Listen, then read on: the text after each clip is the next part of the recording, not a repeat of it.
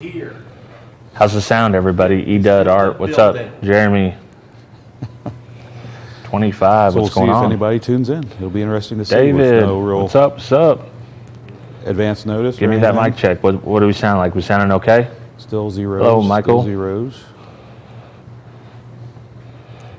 Watch live now. Kicker is live. Audio sounds good. know we're Seems good. All right. So I'm going to tell you how to win that big 3 kit. Then we're going to go behind the scenes with Kit. So simple, easy. We gave away 2 big 3 kits last night. Who's that? Sneaking up. So gave away 2 of them last night. We're doing 1 more today. You have until tomorrow at noon to enter. So here's how you're going to do it. Leave a comment below with your email address.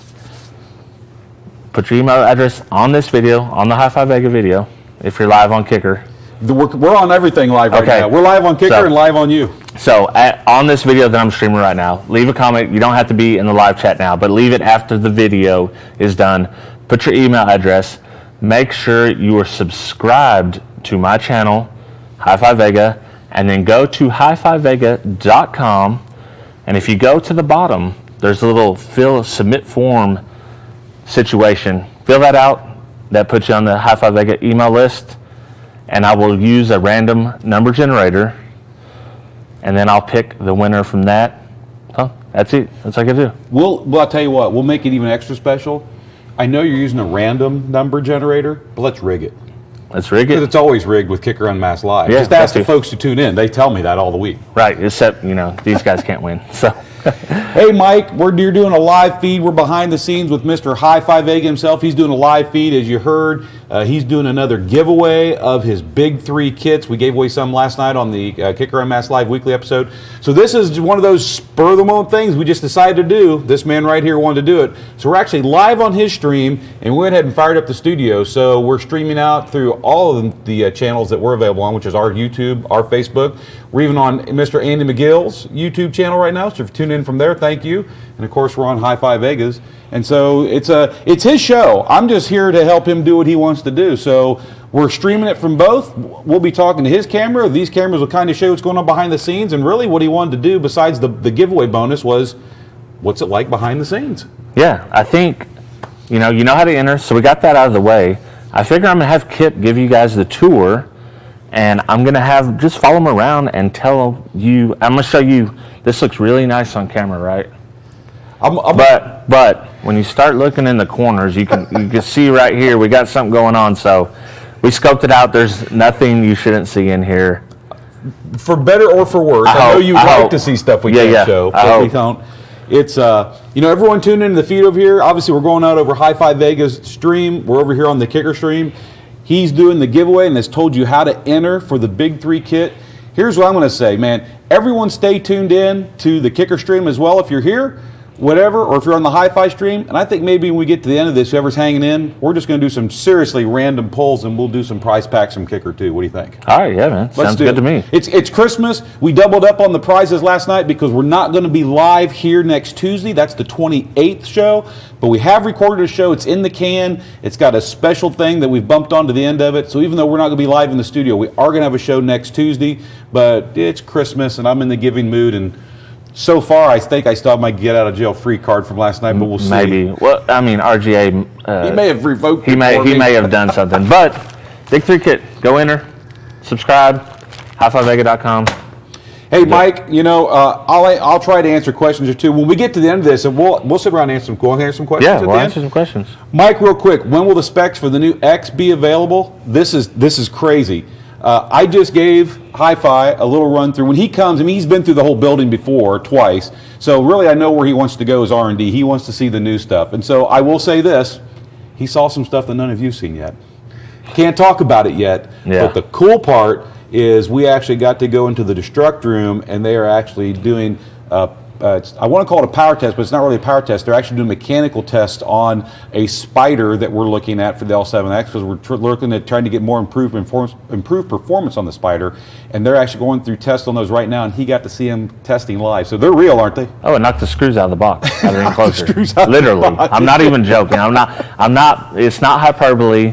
The screws were out of the enclosure. The screws were out of the enclosure. So, Mike, we want to get specs out to you as soon as we can. The issue is until we get all the soft parts dialed into exactly where Steve wants them, and he's the guy, we can't release any specs because no matter what we'd give you, they'd be wrong. So we are this close to having everything finalized, and once we're there and we can have an actual, this is all the approved parts we're going to do, and that's there, we can get Teal small specs right out of the clipboard, and as soon as those are available, we're going to announce them on the show, and you will get them. We'll put them on our website. I'm as excited as all of you are about the new L7X. I was jacked up that we were able to get HiFi in and actually see some that were going underneath testing, mechanical testing this afternoon, so that was fun. Yeah, for sure. So keep stay in the feed. We'll do some giveaways. We'll come back here to the table at the end of this and try to answer some questions. But really what this is HiFi wanted to do a behind the scenes and do some giveaways on the big 3 kits. So I'm at your disposal. What do you want to talk about? Yeah, so let's do the tour. And if you guys on this live stream have comments, want to see something, want a question, ask Kip. So let's start with the cameras. What camera, because I'm a YouTube guy. I like cameras. Sure. What are we using over here? Okay, so if this is kind of interesting because we're on 2 different streams. He's behind the scenes, right, and these are in front of the scene. So, hey, open up 2 windows and watch both right, at the same time. Exactly. We really, Ernie, myself, Bill, JW, Tim, Sandy, our focus is we want a quality production out of here every Tuesday night. Now, we may not do a good show, but that's on us. But we want at least the quality, the video and the audio to look pretty dang good. So what you see on the front cameras every night is not what's behind the scenes. And I think it's pretty interesting that if you walk around the scenes and then you look at what we put out of the feed, it's like, how are you getting that picture out of this room? Because behind the scenes, right, it doesn't look like this at all. Well, have you seen the meme of Homer Simpson where Marge is looking at him, he's just got his underwear arm, and he looks like he's in really good shape. And then you look behind him, it's rubber bands and everything, holding back all the skin. Yeah. Kind of like that. That's how every YouTube studio looks like that. Kind of like that. So, this is obviously in front of the camera. I'm going to switch over and start talking to HiFi's camera so we can do behind the scenes. So I'm going to get over here. Obviously, we're shooting. Let's talk about the cameras. So these are, at night, whenever you see, Ernie likes to play games with me. And this is called, Delight. Not that I'm trying to get too deep on anybody out there, but this is called a tally light. Yeah. And what this light tells me, or anyone who's here on the stage set, is which camera is currently being fed to the program feed, which camera is going to the outside world. So there are nights, as you've seen, if you watch the show a little bit, where Ernie will go ping, ping, ping, ping, ping. He'll just keep moving the light around just to make me want to try to keep track of it. It's like a cat chasing a laser. But what we're using here, these are Blackmagic 1080p Ultra HD cameras. It runs, these 3 cameras run to the back of the studio, which you'll see here in a little bit. I mean, I'm sure HiFi can get you some shots on the floor. I mean, there's cables running everywhere here. Right. I mean, there's cables everywhere. Yeah, you have to watch where you walk. Yes. But these cameras are actually fed to the back studio through 2 SDI cables from each camera. And what's cool is if you come around here and look at the back of the camera, so Tim, the camera guy, focus peaking. Yeah, this is focus peaking. So where you see that green, that's where the focus peaking is happening on this camera right now. And of course, Tim does this, so he can pull that focus. So if we want to blur the background, if we want to blur the foreground, he can do whatever. But when he's trying to get me on camera and have a good shot in the foreground, what he's looking for is good focus peaking here at the table and, of course, on me. And if I was in front of the camera and you were seeing the focus peaking, you'd see green all over my face and with my beard now and everything that's going on. So this focus peaking is what aids, your eyes can see focus, but the focus peaking is really your instant tool. Am I focused or am I not focused?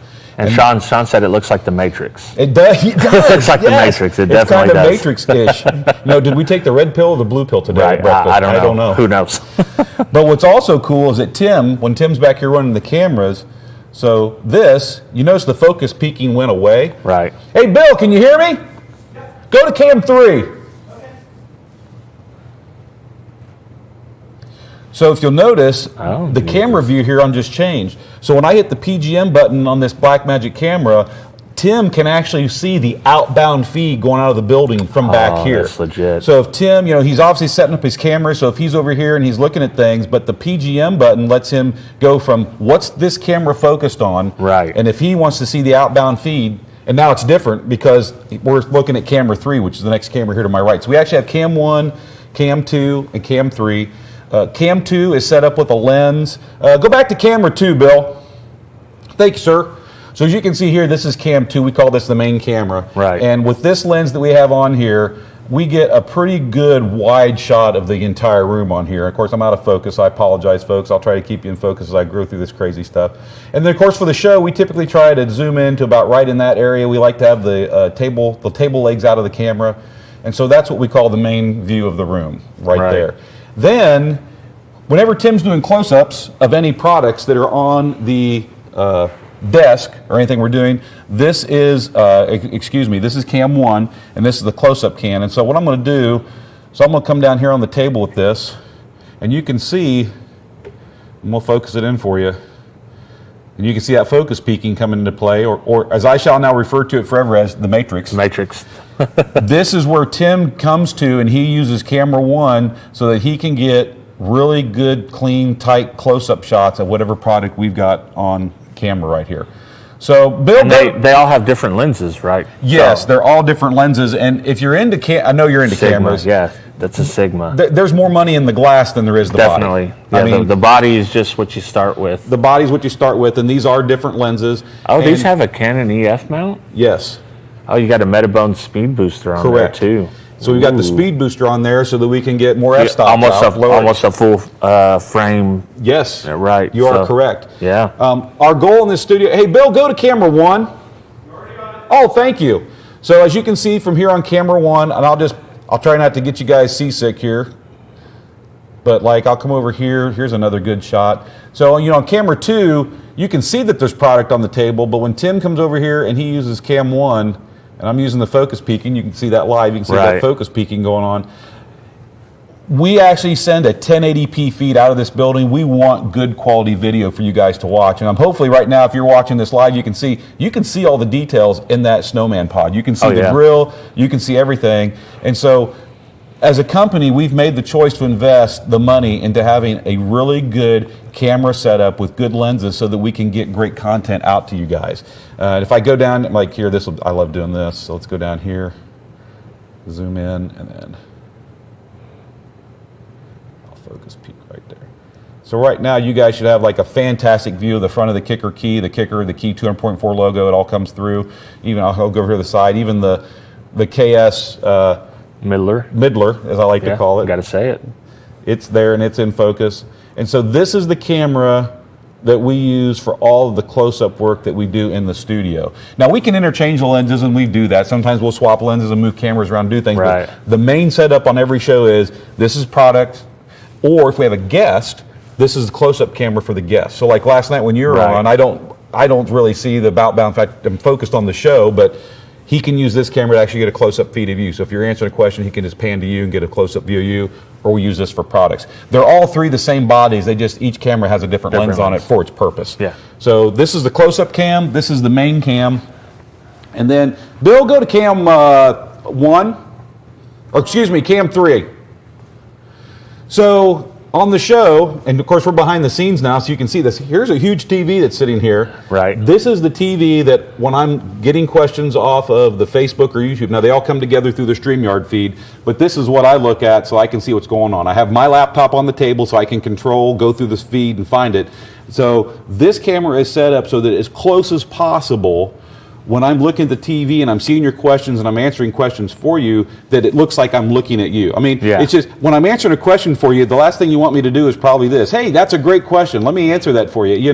That's not a great view. So with this camera, what we set this up for, so that at least I'm looking at you while I'm trying to answer your question for you and I'm looking at the stream. And so we call this cam 3. And as you can see, there's a red tally light, so even the operator knows this is the camera that's hot and it's going out on the feed. Right. And so these 3 cameras are what we call the main cameras for the show. But this isn't all of them. We'll show the other ones when we get to the back. Yeah, we got some. I got to show one thing up here. No, whatever you want. You guys know, I don't know, they don't see Tim enough. No. So Tim's awesome, but Tim has this is Tim's station. So Tim's got a chair over here and he's got these. This is Tim's little whiteboard. So, and it's kind of broke. It is. We need to get him a new one. We've wore it out. Whenever Kip starts going long, whenever Kip starts doing stuff he shouldn't do, Tim writes messages on here. He does. And sometimes they probably shouldn't be shown on camera. There's About half of the messages that are on that whiteboard will not make it to the camera, and it's fine. We need to give them. Actually, we need to give them not only a new one, but we need one just a little bigger. Right. Because sometimes the messages need to be a little longer. Yeah. But Tim works back here. He does. He reminds me. If you look up on the wall, I don't know if you get a good angle from here. That's actually a clock up on the wall. It has a countdown timer. It has a run timer. It's got a stopwatch. It has day, date, time, temperature. I mean, it's a full-blown clock. But the important thing for me is when I tell you the show's 90 minutes long, I'm really watching that clock, trying to keep it 90 minutes. But as we all know now, it's 90 minutes-ish. And check in tomorrow or the day after for the teaser for next week, and you'll find out what happens. I mean, there's consequences. There's consequences. Let's show the video board, because I don't think people people that haven't used StreamYard do not get to see. This is what you see on StreamYard. Yes. You have your main screen, and then you have your comments right here, and you can switch back and forth. And the good thing you don't see, so this isn't up on stream, but usually you can see like the up nose shot of Kip and that. If they've brought it on accidentally occasionally, but that's actually my laptop sitting here connected to the TV, and that's a perfect explanation. So this is the actual feed from our studio that comes out to you guys. This is my laptop that you 99.875% of the time do not see. Right. And then if we bring guests in remotely, like we've done in the past, like we did the big wrap-up show for the Showdown, we have all these guests that then just pile underneath here, and then from the back we can add these guests to the feed. We can change how they're laid out. We can do all that here on that function. And of course, here is the feed where we get all the questions that come in. And the cool part about StreamYard, and the reason we use StreamYard as the interface, I know you guys are watching on Facebook or YouTube, but what StreamYard allows us to do is we can take and put one show together, we broadcast it through StreamYard, and then StreamYard sends it to all the different Facebook channels. Like when we did things with Excess Power, or we did things like that where we actually stream through their channel, they just add us as a user, we pull their channel in, and we can do that. We typically always stream through our Facebook. That's what this means up here, is we're streaming through the Kicker Facebook. Currently, we're going through the Kicker YouTube, and then we're going through the Living Loud with Andy McGill YouTube channel as well. We stream through those three all the time, and if we have a special guest on and they have a stream that we can add on, we do that and bring them to the feed. So StreamYard takes it and sends it to everyone at the same time, and then the cool part for us is it brings all the comments back. And if you look at this comment feed that's going on here right now, you'll see, I know this comment came from Facebook. This came from our YouTube, our YouTube. And so it lets me know where the comments are coming from. Only 100 of them, though. Yeah, there's a typical show for us is this stream will end up being upwards of 1,600 to 1,700 comments. If you tune into the show, we appreciate and want every single comment. We want opinions. We want suggestions. Never, ever feel like we're ignoring you if we don't get your comment on screen, because it's impossible for myself and even JW and Bill, between the three of us who are controlling this, to find the ones that are good questions for everyone, good shout outs, all that stuff. We want to give everyone a chime up on screen, but going through, I mean, sometimes this thing's scrolling so fast I can't even catch it. You got to realize it says new comments here, so if he wants to show you this comment, he has to hold his screen here. Correct. We can no longer see new comments. So and that's a good point. So what's up, everyone? I would love to win something from Michael Groves. So let's say I found that comment, or even the one above, Mike Engberg, who said, when will the specs for the new X be available? And I think and I see it, and I think that's a great question I want to answer, but I've got 5 minutes till I get to a point in the show where I can ask and answer that question. So I have to hold this here so I can click it, have it show up on the screen, and everyone can see it. Well, while I'm waiting for that, there's 90 more comments. There's 475 other comments that are already streaming, but I've held the screen here, and then when I hit new comments, boom, we lose everything. And then the ones that were there, I think the current buffer on StreamYard is about 100. Right. So if 150 comments come in while I'm held on this screen right here because I want to answer that question, and I click new comments, those first 50, I never even see them, and I try to look at the next 100. So they come in batches of 100. So there's great things about StreamYard. The only downside to StreamYard is I wish the software had what I like to call a queue system. Right. So as these are going on, I could go, hey, that's a great question I want to answer for later, and I could drag click it over. And because we have a sidebar that you don't see. We have a private chat for guests. Yes. All your branding stuff, banners if you want to do it. But it would be nice if they can just add it right here. I'd love to. And actually, Bill's reached out to them and said, "Hey, here's a." Those guys are great. They're improving on it, but it takes. They do. It takes time. And this software is better than the first day we started using it. Yeah. We pay for a business account. It's fantastic software, and it lets us do all of this in a very concise manner and try to run a concise show. But as in life, there's no such thing as perfect, but we strive for perfection. So this is the screen that I look at every day, and then as you know, obviously over my right shoulder, there's lights here. There's a lot of lights. Right. All the lighting, the fluorescent lighting that's in this room, we actually changed over to 5,000 Kelvin, which is the temperature. When you look at lights, it's not, I'm not talking how bright it is, but white light has a temperature. It can be warm, it can be bright, it can be almost white, and there's all the variations in between. So if you're familiar with like an old screw-in 60-watt light bulb, an old school incandescent bulb in your home, those were typically about 2,800 Kelvin. That was about where they were at. So it's kind of a warm-looking light. The lower you go in Kelvin, the warmer the light gets, the more yellow the light gets. The higher you go in Kelvin, the whiter the light gets. And for capturing HD broadcasting, the color temperature you want to use is 5K. And so when we outfitted this room, there didn't used to be 5K lighting in the ceiling. It used to be more like a 3600, 32. It was more warm. And Steve prefers it warm. And he didn't like that we wanted to change the room to white lighter. But for capturing the show, it's what we had to have. Right. So we went through and changed every bulb in the ceiling, the cans and the fluorescents, all to 5K, 5,000 Kelvin lighting, so that we can capture really good HD imagery in here. But even with all that light in the ceiling, it's not enough light to capture great images up here in the front of the studio. So all this lighting, as I'm sure he'll pan around and show you, there's an overhead light here, there's two over on my left, there's one here to my right, and you'll see, since you're behind the scenes, you'll notice there's extra lights all stashed in the background. Spotlights. And so based on what we're doing for a show, we'll pull out more lighting. We may pull another light over here, we may drop another one over here, we may need to light a guest up more over there. So we actually change the lighting dynamically for every show based on what we're doing, but you have to have all this light to get the quality video that we put out. And I don't want this to sound like I'm bragging, but at the same time I am. I've watched our video feed and I've listened to our audio feed. It's good. Yeah. You guys have one of the best streams out there. I mean, it's just high quality. You got the glass, you got the cameras, you got the lights. So, but this is what it takes to do it. Now, obviously you're seeing behind the scenes as he scrolled around, so let's just walk over here. I mean, you can see there's tons of stuff here on the floor and in the background, and it's our organized chaos, as I like to call it. But this is product that, maybe in a show we want to bring a KMTC out and talk about that for the product. And then we're done with it for that show. It just gets pulled over to the side. All these boxes you see here in front of you, when we go mobile, which we have, Country Stampede was one of them, we went mobile. Yeah. So this is our mobile rig where we pack some stuff in the studio up, pack it in boxes, and we take it with us. We actually have some gear sitting in boxes around here. We're actually going to build a full mobile switching rig. A mini version of what you'll see behind stage here in just a second. And to go along with that, let's walk this way. Back behind the scenes again. Behind the scenes, let me capture the wire. Yeah, Tim, myself, and everyone, we're back here. You got to watch what you're walking. You got to be careful. But so like here, these are brand new Blackmagic Studio Camera 4K Pros. Wow. And we have 3 of these now.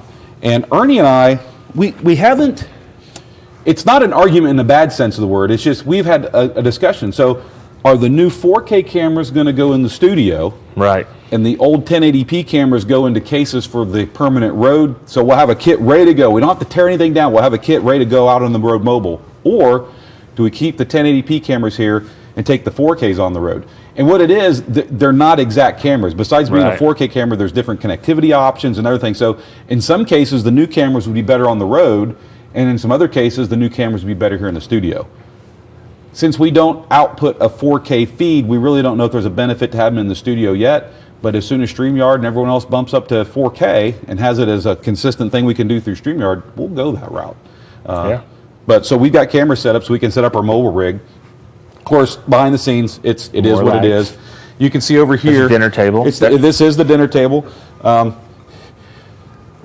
This is the glass that I have my dinner in, as you can see, before the show. Leftover cookies. These are actually courtesy of you. You brought these in. I've had 2. I'm going to go for 3, but not right now. But I'm going to have a 3rd cookie. So over here, this is where when we talk every night on Tuesday night about breaking bread and kind of having our production meeting, this is where we do it right here in the studio. We have another TV set up here, and we will bring either my laptop off the table over there or a different laptop. And when we have Zoom meetings here, so like if JW, myself, Bill, Ernie, if we need to have a Zoom meeting with someone outside of the company or even internally in the company, because we still have Zoom meetings here in the company still because of, well, you guys know why. Yeah. This is kind of the area where we do our own Zoom meetings out of here. And so you'll see there's a light right here off the side. That's actually a light that we'll turn on so that we look good on a Zoom meeting. We even look good on our Zoom meetings. I mean, we're coming from the studio. We got to look good. So this is our little area. We try to keep it as neat and tight as we can, but it is that. And of course, this is a work area. You can tell this is a work area. This is just a work area. This is, yeah. I mean, these are the resistor loads that we've used on a bunch of the dyno tests we do on the show that I've kind of permanently borrowed from QA, QC, because they said they don't need them right now because they've got other loads, so I've just kind of held on to them. And of course, an O-scope, a drill, wires, all sorts of this. It's just kind of a catch-all area that we don't want you to see this on a normal show. We want the show to look good, but to put the show together, there's a lot of things back here that just happens. It's the part of the stuff. And then sometimes Kip wants to use every bit of wire you guys have to do something.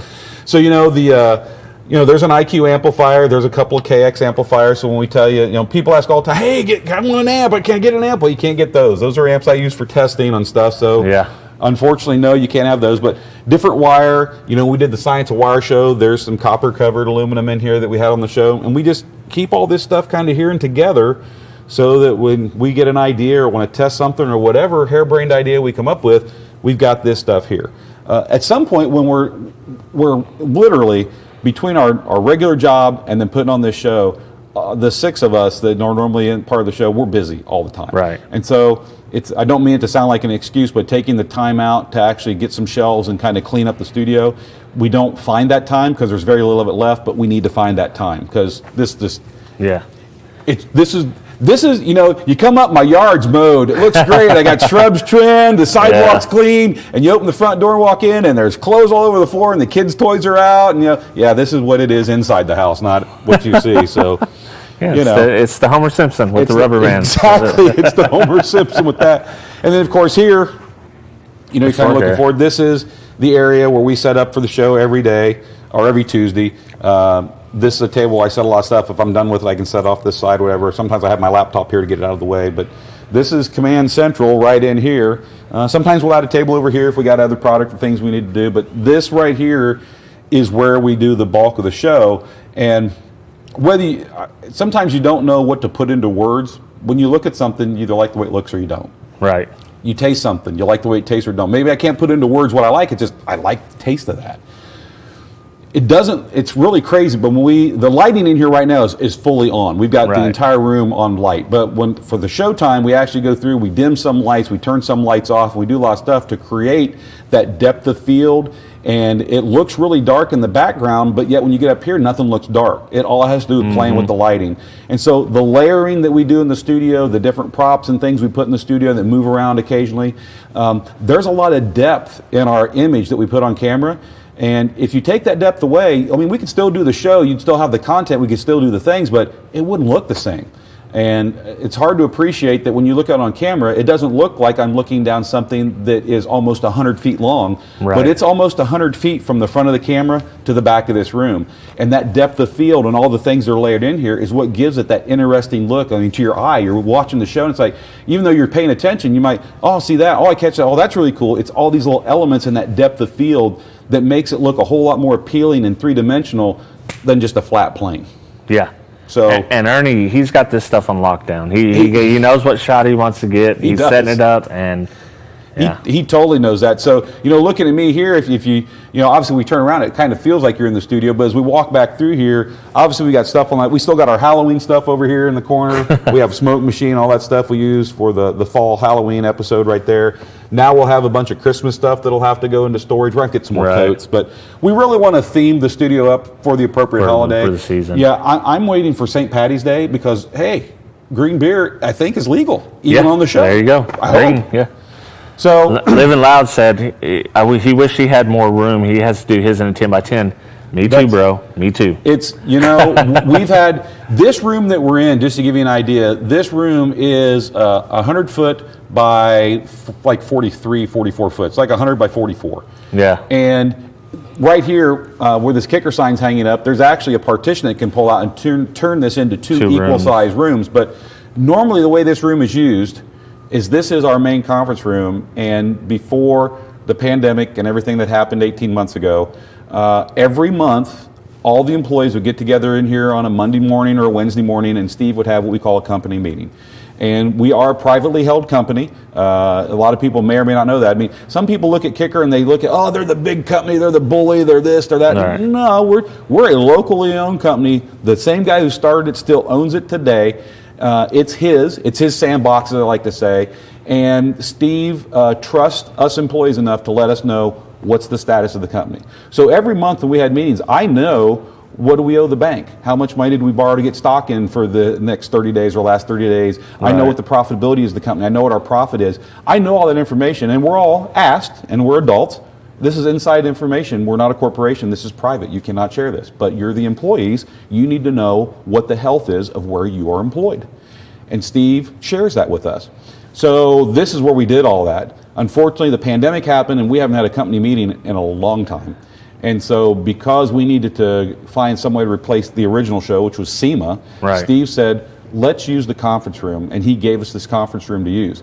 And we're still using it. We have no plans. At some point, he's going to have company meetings in here. So we're working on a plan where maybe we can collapse back into half of the room with all this stuff. Oh, no. Have a company meeting and then let us pull back in. So we're still going to be able to use the whole room, but we're going to have to find a way to get a little more mobile. Or wrangle. You're going to have to wrangle more space. There needs to be the Unmasked studio. Well, you know, I'm a true geek, nerd, whatever you want to call me. So I went to college for computer programming and business management. And I'm a software guy. I mean, you can probably put me in front of any piece of software, even if it's the one I've never operated before, and pretty quickly I'll understand what's going on. And so I have home design software. I've actually designed homes for friends and family. I designed my own home that we're building. So when I say design, I mean I designed the whole thing on software. Right. And so I have designed a new studio and proposed it. We'll see what happens. We'll see what happens. It costs time and money, so we'll see what happens. Let's show these guys the background. Well, here, real quick, let's walk over here. So I think this is the audio. So, you know, on the show, and I'll go ahead and fire this on. So what we've got going on here, guys, is these are Sony wireless receivers. And Ernie and I have, over the years, used lots and lots of brands of wireless microphones and packs. And currently, right now, I'm wearing a Sony, I'm going to get the model number. I think it's UTX B40. I could be wrong. It's the latest one from Sony. And HiFi's got one on as well. So on his feed, we're coming through his camera, but through the Kicker feed, if you're watching there, it's actually coming off our lapel microphones that we're wearing. These are the wireless receivers to our wireless microphones, and we've been able to travel anywhere in this room. We can even go outside the room. Maybe we'll walk over there briefly and show you Wade's area where we've done some of the science of wire tests. It's literally just on the other side of this wall. Yeah. So these are the wireless receivers for the wireless mics that we use on every show, and as a standard, we're set up that we can do 4 guests in studio on wireless packs. That's just with what's here. Now, on top of that, we've got several other extra wireless receivers and mics over there in our storage area. Yeah. And so we have the capability here that we can actually add an additional 3 wireless mics if we need to. And we actually did yesterday for some stuff we did in the studio. And of course we can do hardwired mics. There's actually cables on the floor here. We actually had a hardwired mic at both ends of the room for some things we did previously. But all the audio comes through all these cables. But this is kind of the command center for getting the wireless from our wireless mics right here. Charge batteries. So for like all the Steve Mead, the Tony D'Amore products, which are the they're battery destroyers. They are wonderful products. They destroy batteries. It eats batteries, and I'm going to tell you, either this.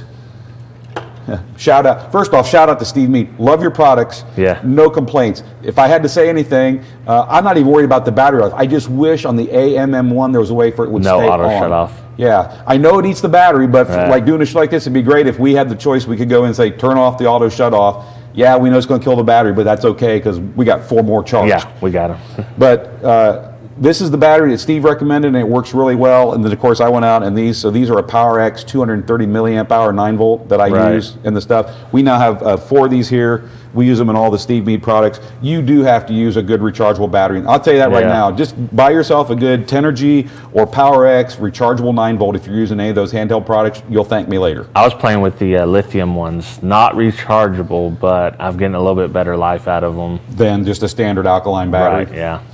So then, of course, over here we've got some gimbals that we can use if we need to take a phone mobile or do something with. So these are some gimbals that we have here to use. This is, I'll show you a little bit more about this in a minute because we actually have one set up. This is a fully wireless camera kit that allows us to take, we have one back there, we got a Blackmagic Mini on a setup that we can go wander around the studio or wander over into Wade's area, and it broadcasts a full 1080p high-def signal right back into the studio wirelessly. So we can do it without wires. Yeah. We have 2 of those that we can use. One's on a permanent rig right now. This is one we have as a spare or a backup for that. And then this, along with that, is a mini radio station. And so what this is for is when we have guests who come in remotely. So if you're coming into our StreamYard feed and we're interviewing you or we're having a show and you're not actually in the studio, right? I need to hear you. If we had a big speaker or use the TV or even monitors, if we did anything, it would cause feedback issues. And you've heard it sometimes in the show when we're trying to do things, it happens. We get into that. So we don't really want to use anything like that. So what this is, and of course we're on rechargeable batteries for everything here. Even the AA's, we use rechargeable everything. So this takes the signal that comes in from StreamYard, which is anyone who's coming in talking, broadcasts it out this antenna, and these are the receivers that have earbuds in them, and we can plug in, it's just a 3.5 millimeter. So we have Kicker earbuds plugged in. Here's some that have Kicker earbuds in them. This is a set of earbuds that came with this set. And this is how I hear, you hear, or anyone's in the studio. If we have guests coming in remotely, this is how you can hear them, and it doesn't interfere or cause any feedback. So we used to use Bluetooth products to get the job done, and ask me what I like about Bluetooth. Yeah, we know. Absolutely nothing. Absolutely nothing. The issue is when you've got 4, 6, or 8 pair of Bluetooth earbuds here, and we had a transmitter here that worked with Bluetooth, is that we might come into a show one Tuesday, fire it up, and they all turn on, they all work. Right. And we might come into the studio and we're running behind and things are hectic, and we go turn on and 4 of the pair don't work. And it's like you got to go back through and clear the Bluetooth and redo the pairing. It's just Bluetooth. Right. And so there were several times on the show where like it's down to the wire and I'm trying to get I've got guests coming in, I got to be able to hear them. And it was one time too many, and I said, yeah, I'm going to fix this problem. And so that's why I went to this. And this is really a truly professional system. There's no pairing. It's a VHF, UHF system. It broadcasts just like a radio or TV station. You just turn on the mic pack, it picks up. I can walk just about anywhere in this building and hear what's coming in over the StreamYard feed with these. Oh, wow. So they work very, very well. And so this is a system that we use so that we can hear. And what's interesting about it is for Ernie and the guys backstage, they have to have those too, because if not, all they hear is me talking. They can't hear the guest. Oh, nice. So it can be a little weird. So, but that's how we handle that and do that. So this is kind of the wireless center where we get our signals from our lapel mics, and we get the ability to hear what's coming in over the feed. So now if we walk back here, we'll go to the least messy first. So these boxes you see here, I told you earlier, a mobile rig. I'm starting to stack gear up. This is where we're starting to get our stuff together to actually build a mobile rig. When we can finally travel again, all of us miss it. We miss going to events and being out in the field and be able to get person to person, drink to drink, meal to meal with people. But we're going to do feeds from in the field. It's going to be interesting, but we're going to get it done. So we're actually building a system here where we can do it. And I'm in line. I don't know when we'll get it, if you know how it works, but Starlink, if you're familiar with Starlink, the Elon Musk system. So we're in line to get a Starlink. So that basically, a bunch of people. So hopefully wherever we're at, we'll be able to get a good data stream out so that we can do feeds from the field. So hopefully here soon. I've been waiting for a while. They've got my $100 deposit. I'd like to get my Starlink someday. So, but that's our plan, is to have a Starlink along with a mini studio set up here with the cameras so that we can literally just grab 1, 2, 3 cases, roll it out, and we're ready to go. And everything will be there. Jeff Wallace did want to say, let's keep this to 90 minutes, Kit. I'm doing my best, man. I'm doing my best. Oh, man. I don't think there's any time limit today. I'm actually on HiFi's time limit. So when he says we're done, we're done. So obviously this is really cool. We've got a very, that's a very nice camera. Yeah. And this is a full body gimbal rig for it, so you actually wear the camera. So it's like a Steadicam thing. Exactly, and we've actually, some of the commercials you've seen in the pre-roll that Kicker does, this gear was used in doing that. And what's interesting is the guy who's wearing this has some control over the camera, and then there's actually, I don't see it here. It's probably packed, but there's a remote control. So this is really a two-person camera. The guy holding it, and he has some control, and then there's a remote control for the other guy, and he can pan, zoom, there's all these things they can do. A lot of those really cool shots that we get in those videos is because we have gear like this. Yeah, that's a serious piece of kit. And what we've done is, in the past, we would hire out and have other people do things for us and do those things, but what we found out is we've got the people inside this company with the talent, the creative side that can do this, and so we've just been doing it ourselves for quite a while. Yeah. You got it. We got it. So now we get to go see our buddy back here.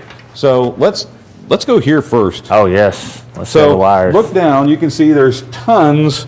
There's power wire. There's XLR cable. There's SDI cable, which is an RG59 is what they run SDI over. But this is behind the scenes, so you can see right here. There's a lot of cabling here, and I got a little. I have a little, not a lot. Bill's gonna say I'm a liar. I got a little OCD, and I like things clean, neat, and tidy. And I can put up with a mess for so long. Look, Bill looks like the mother that knows you're fixing to tell a lie. He does. And in spite of how this looks, this is actually clean compared to what we had. Because when we were setting up the studio, I jokingly say it, but it's the truth. Ernie, myself, all of us, it's been drinking from a fire hose for the last year, and we've learned a lot. Both of what hardware do we need, what software do we need, what light. I mean, it's been a learning experience for us. So a lot of times this was a rolling experiment back here, figuring out what we need to have. And finally, we got to this point where this is the system, and it works, and it's working. And so I went out and bought these big, long power strips. Right. I screwed them to each table, and I brought all, because this looks good compared to what it did look like. I mean, if you've never tried to manage this amount of cables, wire management is insane. It's crazy. And the thing is, we're only going to go so far with wire management in here because we don't know if we're going to end up staying in this area long term for the show, because we have no plans to stop doing the show. I mean, we're going to continue doing the show. That's our plan. We just don't know if it's going to be in this studio. Are they going to move to another space in the building eventually? Or will that plan we presented get us in the studio? They said abstract acoustics. Someone called Dean and get a couple thousand zip ties. And El Fuego says he says Dean is having a zip tie seizure looking at those wires. Yes. Yes. Oh, Dean, if you're watching now or watching later, he's working. It's all true. He's working. I'm going to point him to this video though, because this will really set him. So as you're looking back, there's a lot of wiring here. This is the behind the rack situation, but I'm not embarrassed to show it off as much as I used to be, because it's actually clean compared to what it was. But there's a lot of gear that has to be plugged in. You can see these are 24, if I remember right. I think these are 24 strip. They're either 18 or 24, and they're almost full. And then there's still other power strips. There's a lot of gear that's plugged in back here. A lot. When we fire up the studio, the power meter outside speeds up a little bit. It's going to cost you a little extra. But as we go, let's kind of go around here. So this here is a, pardon me while I trip over our Christmas lights. This is a wireless router that we don't use the wireless at all, but it's a router. And the reason we have this router is because underneath here we have a Synology RAID box. So a lot of the files and things we produce in the studio, we need somewhere to back up to. And so this Synology RAID box is how we back them up. The machines that are back here, I guess the best way to call them is they're kind of air gapped.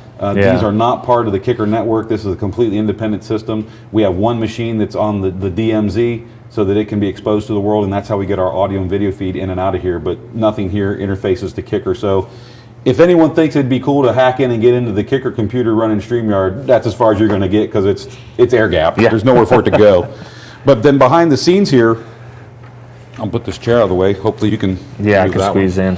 So this right here, this is where Ernie sits during the entire show. This is Command Central. This is Command Central. I'm going to turn that down because we're getting a little bit of feedback. So what we've got going on here is and we specified these are top of the line computers, and we did get them from Dell. We don't need, myself and Ernie are fully capable of building computers. I was probably building computers before some of you were born. What's a 286 SX, Kip? Well, let me tell you the difference between that and a regular 286. Do you know what a DX and an SX is? There's a whole conversation we can have there, but we specified these. These are top-of-the-line i7 machines. They're fully loaded, as much RAM as you can cram into them. They use solid-state hard drives. They're fast machines.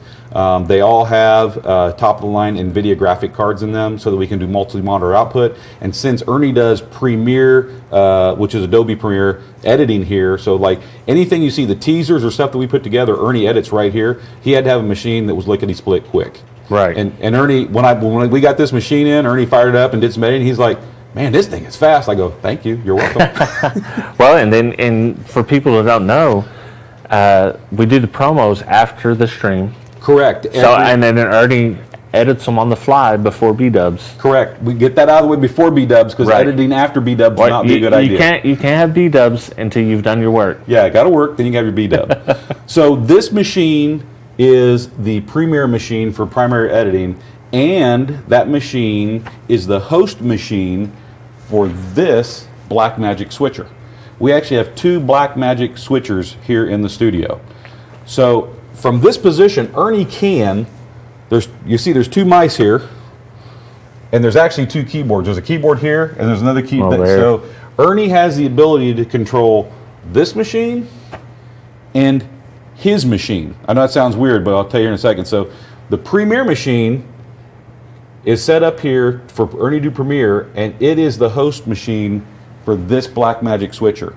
And that screen and this screen both go to the same computer. So the person sitting here, which is JW, he can control this switcher, and Ernie can control that switcher from his console. Both of them are available. You can see everything that's going on, and you can control this switcher from over there. The other computer, which are two computers down here, one of them, the one on the left, is dedicated to just the main switcher right here. That's its only job. That computer talks to the software, talks to the switcher, and gives you the output on the screen. There have been times in the show, because we've lived them, where, computers are computers, and sometimes they lock up.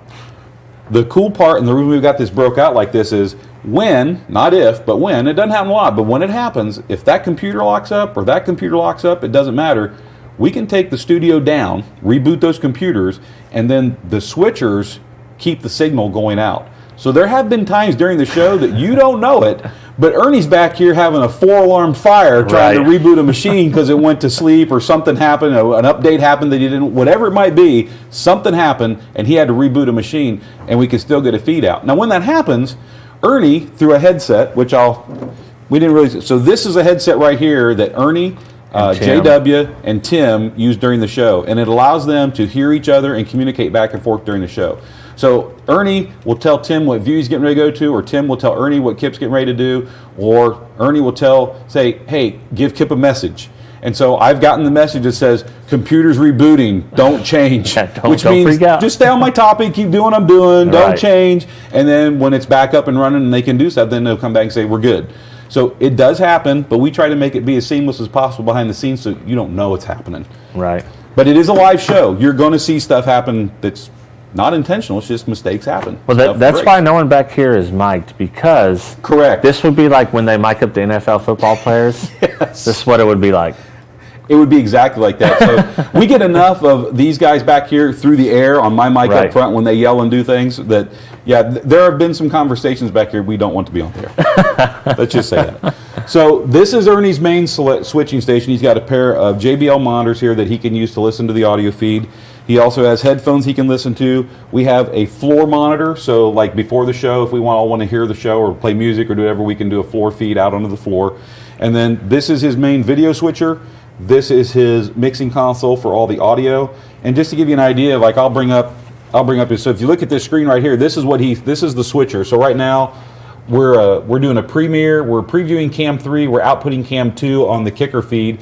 If I do this, I'll switch. Now I just instantly took you guys to cam 3. Down here I can then go back, I can premiere, so now I'm previewing the close-up. So Tim's getting me a picture ready, he's getting the focus tightness ready, and when he tells Ernie it's ready to go, then what I can do is I can come over here if I wanted to, and boom, I can cut to that picture right there. So what this screen here, this big one does, is it allows Ernie to see all 8 inputs that are coming into his switcher. They're not going live yet. He can just view them, just like he's watching another TV station. So there's 8 channels right here. This is cam 1, cam 2, cam 3. You notice this one here says wireless cam, says searching for camera unit. I'll show you that one in a minute. This is my laptop, so whenever I bring things up from my laptop I want to put on the show, this is the input for that. And then Premiere Box, that is the Premiere machine. So if we want to take an output from the Premiere machine, we can. And then HyperDeck 1 and HyperDeck 2, those refer to these machines right up here, and what these are media players. They're industrial grade, they're broadcast quality, they're built to, you know, not break and do things, but they work off SD cards. And this is where any of the commercials, pre-roll content, pictures, stuff we bring in from the outside world for shows, all that stuff goes into the HyperDecks. Ernie can then cue that stuff up, he can bring it on the screen, and he can then do, you've seen it in the past, he can do picture-in-pictures. So he can take anything that's here and make it a main, and he can take anything else and make it a PIP, a picture-in-picture, and he can place it wherever he wants on the screen. He can preview it and then bring it in live. He can do all sorts of stuff like that back here through that hardware-software setup. And so this is preview on the left, and this is program, this is what's going out to the world on the right. So I'm going to go ahead and switch you back. Boom. So that, and if you notice, the first time I did the switch, I did it on the software. The second time I did the switch, I did it from the hardware. They work in conjunction with each other, but there's also a host of other things that you have to have the computer do. So like, this is the switcher, it mimics that, but then when I come down to here, this is a media bank. So I can also pull content in directly from the computer and bring it in and use it off of what are called the internal media players. So I can queue things up and have those play. Then this is the audio switcher, which this is probably, you know, guys like to see this. So this is the fader port that's talking to this, but this is all of the input and output levels from the studio that are leaving the room. And what Ernie can do is, if he's over here and he's on the switcher, or if he's working on media stuff, he doesn't have to go to the switcher here. He can actually adjust audio on the fly right here with the hardwired controls. This talks to the software and they stay in sync. Wow. So it's pretty cool. And of course then he also has full control from here of the cameras. So camera color, hue, tint, gamma, everything that you want to talk about. Ernie has settings in here. He spends hours. Ernie wants the color right. Right. He's all about that. He's big on the color. He's huge on the color. When he's seen me selling my M50, I think he thought that was one I used for streaming. He was like, no, don't do that. No. He did. So then moving on down, what you can see here, so that's Ernie's seat and that's the main switcher, but then we come over to here. This is our analog mixing console, and what this is, all of the wireless microphones or wired microphones or anything we're pulling together, this pulls all of our signal into one feed that then we can shove over into Ernie to come in the input on his mixing board. So this is us, the ability to control everything there analog. It's very convenient because while Ernie's doing stuff, he can give command cues to either JW or Bill or even Sandy. She's here, you know, let's mute Kip. So I just muted myself. So out in the real world, that's on the Kicker feed, you see my lips moving, but you really don't hear anything. You might get a little bit from mine, You'll hear it from his mic. So I just muted my mic here. I'll come back live. For those of you on Facebook, you have an 8-second delay before you hear me. So so we have, you know, really instantaneous control of the microphones, levels, and things right here going into the system. And then this that you see in front on this rack, this one right here, this power conditioner switch, there's two switches that turns the entire studio on and off. If I flip this switch and I flip the switch on this top one here, it turns everything here off that needs to be turned off for the night. So it's real easy to turn the studio on and off. There you go. Even though there's a million 60-some power cords back there. This piece here is a brand new piece. We don't have it active yet, but we're going to be changing over the studio. We have the RG cables running front to back. We're actually going to move to fiber optic cable. Oh, wow. This is a talkback converter that takes the fiber optic and then brings it back into the hardwired system here on the front.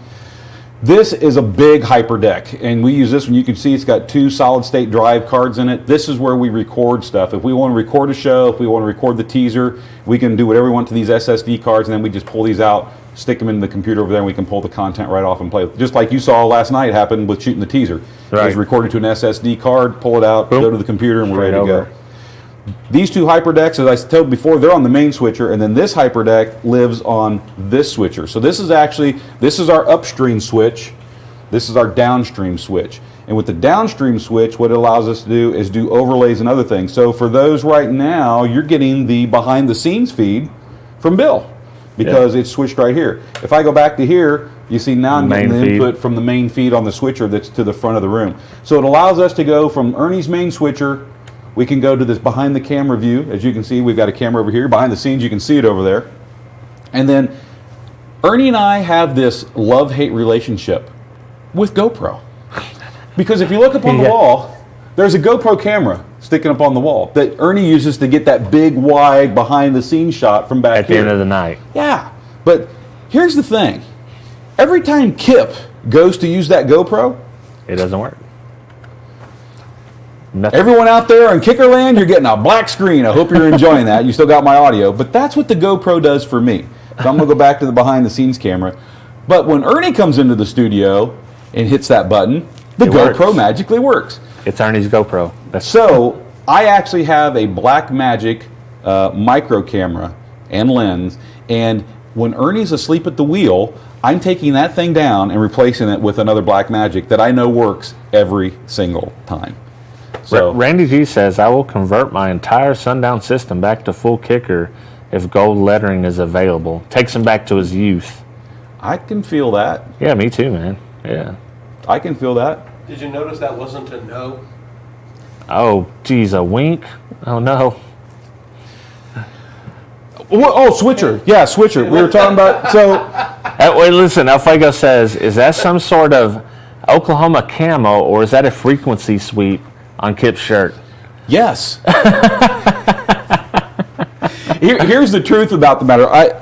This really isn't a shirt that I would normally buy from. I'm like, if I was looking at this color pattern, I normally wouldn't buy this shirt for myself. But I am a huge Duluth clothing fan. I like Duluth trading clothes. And they make a line of clothing called Alaskan Hard Gear. And not that I'm in Alaska, but it's just, they're a good length, they're a good weight, they're a good feel. And I really like the clothing. But as I've jokingly told people in the past, I have champagne taste in a beer pocketbook. So what I do is I subscribe to the Duluth Trading email. So once a week, once a month, during holiday season, I get an email from them. And this is the stuff that we're clearancing. This is on sale. Hey, come check us out. Yeah. And so I'll go. And so like this shirt, if I was to buy this shirt normally, this is an $85 shirt. Wow. But if you're Kip and you wait for the emails to come around and you get them, so this may not have been a color I would pick out for myself, but I don't dislike it. But when you get the shirt for $10, I'm all in. There you go. So we gotta have money for audio. We can't be spending on expensive shirts. It's probably camo audio waves, and it's how we're living rent free in your head. Yeah. You don't know, but right now these waves are talking to you. Yeah.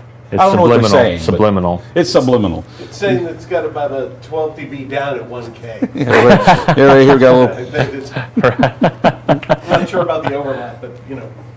I do, since this was behind the scenes. He says, wait, this is a good one. Okay, we got to do it. Dano says, so Duluth makes it in schmedium?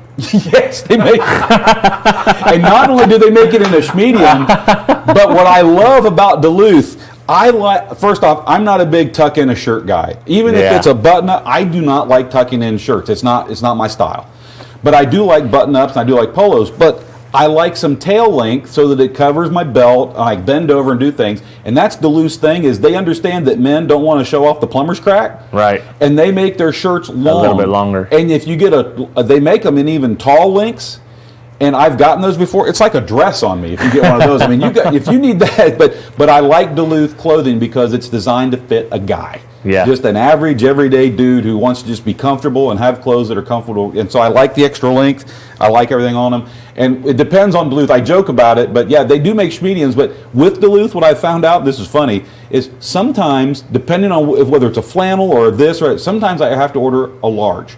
Sometimes I need a large tall. Sometimes I need an extra large slim fit. It just, the way they cut it. So if you get into Duluth clothing, you'll quickly find out that if you want your clothes to just fit you nicely, but be a little baggy, but not look like you're wearing Omar the Tent. Right. You got to figure out which one from them works. And once you figure that out, I just know that if I'm ordering button-up shirts that are Alaskan Hard Gear, they're on sale, I always get a large tall. If I'm ordering a flannel, I get an extra large slim fit. I just know which clothing from them now to buy. And this isn't a plug for Duluth, but I guess it sounds like one. Yeah.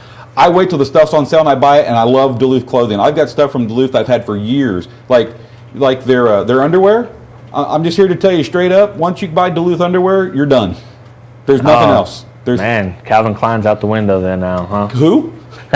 Exactly. I like their stuff. So it's I wait till it's on sale. I spend my money wisely. I really do. I have champagne tasting beer pocketbooks, so I wait till stuff's on sale and I shop. And when you buy good clothes that you enjoy wearing and they last a long time, you definitely get your money's worth out of them. I mean, I've had this shirt for well over a year and I paid $10 for it. So There you go. I can't complain. So moving down the studio here, obviously this switcher lets us do the GoPro when it's working. If Ernie was here, it would work for you just magically. For me, it doesn't. This is the behind the scenes camera. This input right here is actually what we call the DS key. So when you watch the show at night, there's that bug that runs up the top, says Kicker Unmasked Live. That's what we call the downstream kicker key. That's the bug. So if we just want to view that or look at it, we can. That's the input from this hyperdeck here. This hyperdeck is dedicated to this switcher. And then last but not least, that's the main feed from the studio. So we can switch between any of those on the fly right here on the second mixing console. I'll go back to behind the scenes because you guys can see Bill answering, because I know he is. He's answering questions. So, and we have 4 additional inputs on this mixer that we're currently not using. This mixer, the way it's set up, it has 4 HDMI inputs and 4 SDI inputs. We try to do everything here in the studio over SDI because the cable is just a much more reliable cable for in-out, plug-unplug. HDMI is too fragile. Right. I just wish they wouldn't even use HDMI and stuff like this. They offer a little box that converts SDI to HDMI, so you can come all the way up here with an SDI cable and then plug into another box and another power cord and convert it, and that's what I typically do. Anything in the studio we have that's HDMI, I convert it to SDI because I don't want to deal with HDMI cables. They're too fragile. My own laptop up there, the laptop ports wore out because we plug and unplug, and so sometimes on the show, I try not to let it be visible, but I freak out a little bit when my screen goes blank. And it's because I got to sit and wiggle and jiggle the HDMI cable to come back because the ports wore out. Now, it's HDMI from the laptop to the converter box, but then from the converter box, it's SDI all the way to the TV and all the way back here to the studio. But HDMI is the weak link. Yeah. So that's just the way it is. And then last but not least, which is important for Ernie, are these 2 screens right here. This is the best way I can tell you this is a true calibrated color screen. Meaning the color that Ernie sees on this is really what's coming out of the switcher, out of the cameras. Now, what you see on your device, whether it's a phone, a TV, laptop, computer, it's going to be based on what that screen's capable of reproducing. Yeah. All we're worried about is we're sending out an accurate color feed. We can't change how your screen affects what you see. We just can't. Right. And then this here, for those who are into it a little bit, this is actually an RGB spectrogram. And so this is the red spectrum, the blue, the green spectrum, and the blue spectrum broken down. And so you can actually see what the output intensity is in the blue band, or the red band, the green band, and the blue band. And so on the fly, Ernie can see, okay, well, if the picture looks off, boom, well, my problem, shoot, look how much drop I've got right here. I know that that's the problem, and he can go over to the camera and he can adjust it on the fly and bring those things back up. So when I say Ernie's a busy guy back here, I'm not joking. Ernie is focused not just on which camera to bring up and sharing information between Tim and the guys running StreamYard, but he's focused on all of this, making sure that we've got a consistent, high-quality video feed going out. There's a lot more to it than people think there is than just setting up a camera and say, go. Right. Then as we move down here, don't move, Bill, you're good. Seriously, I wasn't trying to be a smarty pants. So this is the second screen I was telling you that it shares with that screen down there. So from this screen right here, JW can control the inputs onto this mixer. And one of the things that he has the option to do, and we create these all the time, is to give you an idea. I'll bring one up on screen here. I'll just do them both. So lower thirds, that's what that's called, if anyone cares to know, but that little titling at the bottom of the screen is called a lower third. And so when we have guests come in the studio or do things, typically we create a lower thirds on the fly, and then when the person's on the screen for the first or second time, we'll actually bring up a title like that to let you know who it is so you understand who's talking. Or if we get into the show and it's gone 30 minutes and that person may come back on, we might show it again just to remind you who it is. But this allows us, this second switch allows us to throw those lower thirds onto any of our feed, and it overlays over on top of everything. And so that's also controlled from right here. So I'll go ahead and take those away. And it can be any name, anything. It can be a graphic, it can be a name, it's whatever we want to be a lower third. When we did the original Unmasked, we actually had animated lower thirds that Jesse and our team put together, and those were really cool. It's just a lot of work to put together and animate a lower third, so we just, on the normal show, we don't do that. And then last but not least, you kind of saw it at the front on my computer. This is the behind the scenes. So this is the StreamYard computer right here, and those two computers we showed down here. The computer on the right, its only job is to take the handoff from the Blackmagic switcher, it actually comes down here to what's called a webcaster. Yeah. And so this final box, there's a lot of chains in this puzzle, but when it goes through all the switching, all the audio comes in, everything's blended together, and we got what we want, it's all handed over to this box right here, and this box talks to that computer and sends the audio and video over to it. The computer thinks it's a webcam. That's what it fools it into thinking. And so we get a 1080p video signal out of here, we get our audio feed out of here into that computer, and that computer's literally, its only job, and that was on purpose, that's only job is to take that input from that webcaster and send it to the internet over StreamYard. I did not want a computer over here.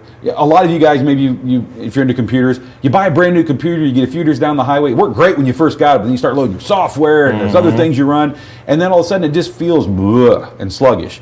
And then if you happen to go into the task manager and look, and you're sitting there and you're not doing anything, you're just looking at your computer and 50% of your CPU is being used all the time. That's why it's sluggish. Your hard drive's mostly full. So when this computer is doing its thing, when it gets full tilt boogie trying to get this feed out, and you look at task manager, it's like 4%. Just how I want it. I want the computer to lope along very easily and not have any issues so that we're always getting a good feed out of here. The times that you've seen any audio or video issues out of this studio, I can guarantee it has to do with our internet feed out of the building, or it could be at StreamYard with internet going out. But the internet out of this building is typically good, but it's spotty sometimes. So if you see issues like that, it's 9 times out of 10, it's nothing going on back here. It's simply the data stream that's leaving the building, which you guys know that. I mean, there's times I watch you guys where and I'm back. So, and it's just because of data lockups. Someday we'll all have instantaneous, really fast internet everywhere. We're not there yet, and so that's what happens is packet loss and stream loss and things like that causes high pings. It's kind of a dynamic thing, and that's what happens with data. But that's what this final terminal here is for, is just to take the output and send it out to StreamYard. We've put together here what we feel, could you do better? Absolutely. If money's no object, you could do even more than this. But that being said, if you look at what we have put together here, it's a lot of money. Yeah. I mean, if you just want to look up the Blackmagic product and go look at what it costs, you can just figure out for yourself. There's some money sitting here. Well, people see this is a real studio. This is not me sitting at my desk with a Focusrite Scarlett, a shotgun mic, and a Mac Mini. But all that said, your feed always looks and sounds good. It really does. But I only have to do one thing. You're doing one thing. I have to do one thing. Exactly. And so, we're blessed that, not going to SEMA and not going to CES because of the pandemic, the money that we would have normally spent for marketing to do those events, we use that money to set up this studio. And as Ernie and I joke about all the time, we're still drinking from a fire hose. Because when we started this, it's not like we knew any of this. We had to learn. And we drank from a fire hose. We learned a lot. We learned what we were doing wrong, what we thought we were doing wrong, we were doing right. What we were doing right, we were doing wrong. And so now we're still drinking from a fire hose, but it's like someone turned the pressure down a little bit because we've got a little bit of learning under our belt. But we're always staying on top of this. There's always new gear coming out. It's always that thing, do we need to get new gear? Is it time to upgrade? Will we get better quality? Right. It's fun, but at the same time, you got to know when to say when. That's the YouTuber's dilemma. Yes. You're getting to see it now. You're getting to see it. And then, so as we come down here, obviously, this is the behind the scenes camera. So like when any time Ernie gets a shot from back behind, this is a Blackmagic mini cam. And it has a monitor on top of it so that they can turn around and they can see exactly what feed's coming out of the camera. And this is how we get the behind the scenes view. And then this right here with the frog and the beads, Bill earned every single one of those, by the way. Yeah. Well earned. But Bill, when he's following the social feeds, because then Bill will log into actually Facebook and YouTube, and he actually watches the feed that comes out of those programs. Right. And so he does it right here. He hooks up his laptop. He's got an extra monitor right here, a curved monitor, and this is where Bill sits to handle all that right here. Yeah, this is where he puts up with all you knuckleheads. It's where he put it. So obviously, there we go. I had it taped up here once, and I think someone got angry and it pulled off. But normally we had that. But this is for Bill Frog. Yeah. So this is his. What do you say I end this stream, since we've seen it all, and then we answer a few questions? If you want to. All right. Before you end it, though, real quick. Yeah. We got I said I'd show you. Remember that wireless cam? Yeah, the wires. I wanted to show this here. So this is a battery pack, micro cam, lens, wireless transmitter, and a 1080p screen, all on hardware. That's insane. and this will talk wirelessly to that antenna system that's at the other end of the room right here. Yeah. Sitting up in the air. So this is how, and you've seen us use it on some of the episodes, where we can go down and get into cars, or we can do whatever we need to do. So this is our mobile wireless rig that we use up here, and it's another Blackmagic rig setup. And that's thousands of dollars right there in your hand. yeah, it is. It is. I don't. On one hand, I don't want anyone to take any of this as bragging. Right. It's just also on this. It's not a bragging, but yeah, there's thousands of dollars sitting there. This is what it takes to kind of do the quality production we do. And if you're seriously looking to pursue something, do this yourself. That's what it's going to take. It's a reality check. There's going to be some money involved in it. Yeah. And of course, we keep extra microphones, because if we have a microphone that dies or the cord gets pulled apart, we can't not have a lapel mic. Yeah. So we keep extra parts here. We have extra batteries for everything. I told you earlier that we use AA batteries. We do in everything, and these are the recharging units. So we use rechargeables in just about everything. Yep. I've got them all over my place. These are the batteries for the headsets that Ernie and Tim use. We got plenty of them. Before you end the feed, since we're showing behind the ugly house, you got to at least show that side too, because that's a mess. This is the mess. Ooh, we've got a lot of stuff. This is where the water is. Yeah, we have a water system in here. We keep bottled water cold for us in here. And then, of course, this is the sanitary station. So we've got, your spray disinfectant. We got 3 or 4 things of that. We got some cloths. We got some paper towels. This looks like the side table whenever you're sick at home and you miss school.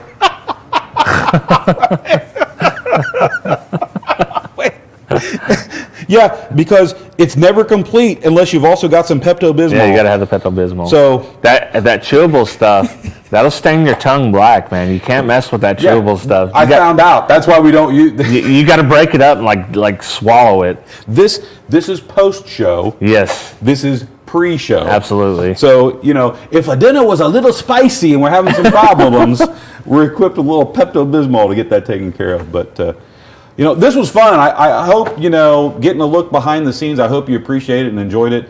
HiFi wanted to do it, and of course we're down for just about anything here. I mean, I might even rob a bank. I'll drive the getaway car. But other than that, I don't know. That's probably my limit right there. But it's fun. I hope you enjoyed this. I guess we're going to end your stream. We're going to move to the Kicker stream. And we'll move to the Kicker stream. All right, so if you're tuned into the HiFi stream right now, understand that the Kicker stream is live right now. We're on Kicker Facebook, we're on Kicker YouTube, and we are on the Andy McGill Living Loud with Andy YouTube feed. If you want to continue this after he rolls out and does what he wants to do, come join us on those feeds. We're going to go to the front of the room, and we'll try to answer some questions. Yeah, we'll answer some questions. So before we log out, let me tell you how to enter to win the Big 3 kit again. You have to be subscribed.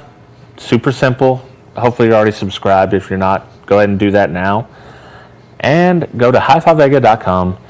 Go to the bottom of the page, submit form, enter your email address, and then most importantly, once this video is done and uploaded, comment on the video afterwards. The live feed comments don't count because it doesn't keep track of those. And I want you to comment with whatever you want to comment, plus your email address, so I can contact you. I don't care. And I'll make a video later telling you who won. You got till tomorrow at noon. Matter of fact, I won't make a video. I will do a live stream with my guy, Dean Small. I'll let you guys know on reverse polarity tomorrow at 7:30 who won. So, yeah, shout out to the hair. That's it. I hope you guys like the stream. Whether you like it. Watch Kicker. Go over to Kicker. Watch us on YouTube. Watch us on Facebook. Wherever you want. So that's it, and we'll see you guys literally right now. And so literally right now, since both of them have been running concurrently, if you were on the HiFi Vega feed, hope you're going to come over and join us here. If you've just been on the Kicker feed, we're back. Bill just switched the camera. HiFi Vega's in the studio. When he let us know that he wanted to come over and be on the show last night, of course, we're always up for that. It was fantastic having him on the show. And then today, all joking aside, I mean, I'm pretty serious when I say things on the show, and then sometimes I'm not, but said we were going to go to Just Waffling for breakfast. And we went to Just Waffling. What's crazy about it, Just Waffle, I really do think Just Waffling is the best place in town to get breakfast. But we get done, we come in the front, so anytime we have a guest in the building, I have to bring them in through the museum or the front of the building, and I have to sign them in. And it's all for security reasons and for safety reasons. So if we were to have a tornado or an earthquake, which both happen here in Oklahoma. If we were to have a wildfire, happens in Oklahoma. If we were to have anything like that require, or a fire, heaven forbid, something like that happen. Yeah. That information is used to make sure when, because we have protocols to exit the building, and those people who are not, or who are checked in, we need to make sure they're out of the building. So it's really a safety thing. And then so I just had to sign him in. So when we came in to do the sign in, we have a gal that sits at the front desk, and she's the greeter, the visitor center. And there was a guy who was actually there, and he was waiting to meet you because he watched the feed last night. He's local, and he said, "I knew you were going to Just Waffling for breakfast, so I'm here. I was waiting for you guys to come in so I could meet." Perfect time, man. He got us at the perfect time. It was. I heard someone say HiFi Vega, and I was like, I thought it was somebody that works at Kicker. It was a college student. It was a college student. Yeah. So I know there are tons of comments. Bring down your transmitter mic input again. Ernie Lee Ficklin. Kip. Hey, Bill, can you bring down my mic just a shade? You're on channel 1? I'm channel 1, or I'm yellow 1, which is actually input 2. Yeah, Right. Trust me, guys, it makes sense if you're behind stage. I'm mic 1, but it's on input 2. It's because there's a reason. But okay, just bring it to Ernie. Hey, Ernie, glad to see you in the feed, brother.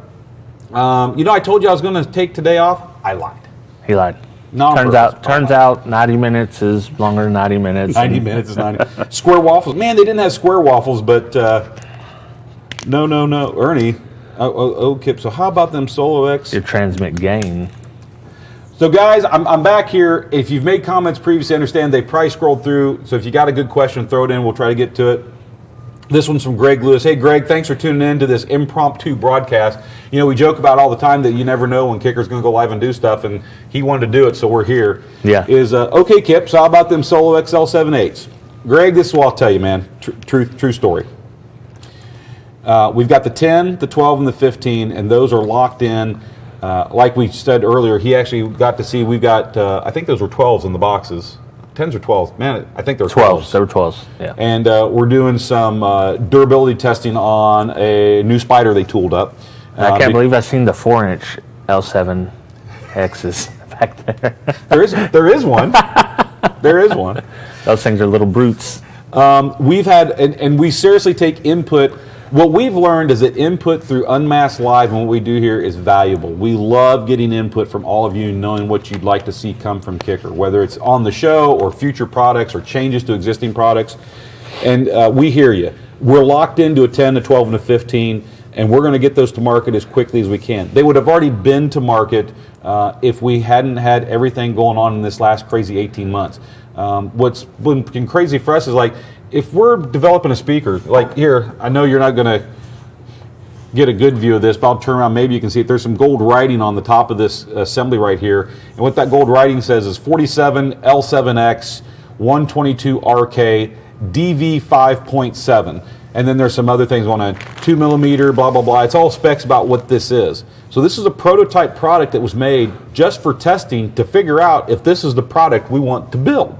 You never know until you build it. Right. I mean, so 47, that's actually the year. That's how we designate things around here. 47 means our 47th year in business. So that's what 47 means. L7X is obviously the series. 12 means it's a 12-inch driver. 2 means it's a dual 2-ohm. RK is replacement kit, so this is a replacement driver. And then the most important part in there says DV 5.7.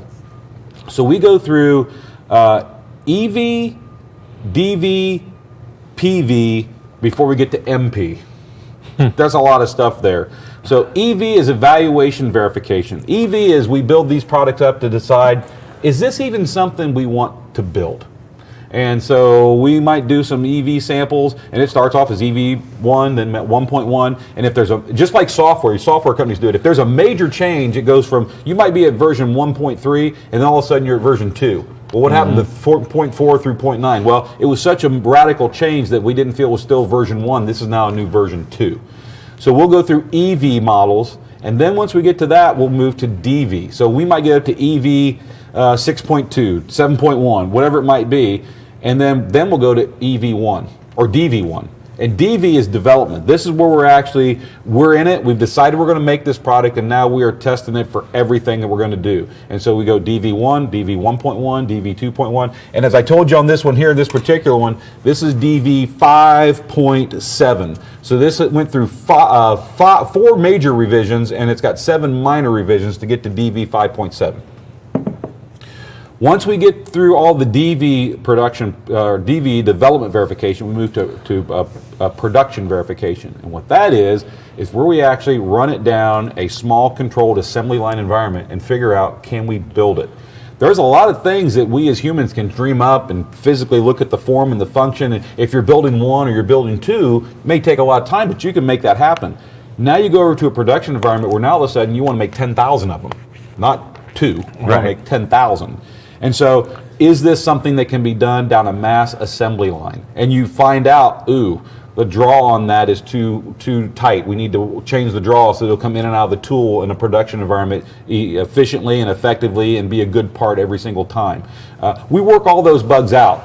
Then once we get through the PV, and we start at 1, it could go up to 1.1, 1.2, 1.3, 2.1, I mean, however we work it out. Then we do what's called MP, and that's manufacturing production. Once we get through all of the PV, we know it's good to go, it can be made, it can be assembled, it can be mass produced, and then we move to MP, and that's mass production, and that's when we make the products. Kicker is I don't know how to say this so that it comes across as self-serving. I never mean it to be that way, but we are a powerhouse in the 12-volt industry. Yeah, we make a lot of products. So we have to be able to mass produce these to keep the cost right, keep the performance where we want it to be, and keep in mind all that we do here in Stillwater, Oklahoma. Yes, we have to do offshore sourcing for parts. Everybody does. There is not a brand out there that is 100% made in the USA. You can say assembled in the USA if you'd like to, if that's what you're doing here, but even companies who are using made in USA, if you're honest and you dig, they're sourcing the spider from this, they're sourcing the surround from there, they're sourcing the mag, all this. And if you're doing neodymium, there's no Neo speaker that's made in the USA because you're not getting Neo unless you're getting it from China. They won the geographical lottery when it came to having the largest source of Neo that we know of currently in the world. So you're using Neo, it's coming from China. And so keep all of that in mind when you answer those questions. So these are good. They're good to go.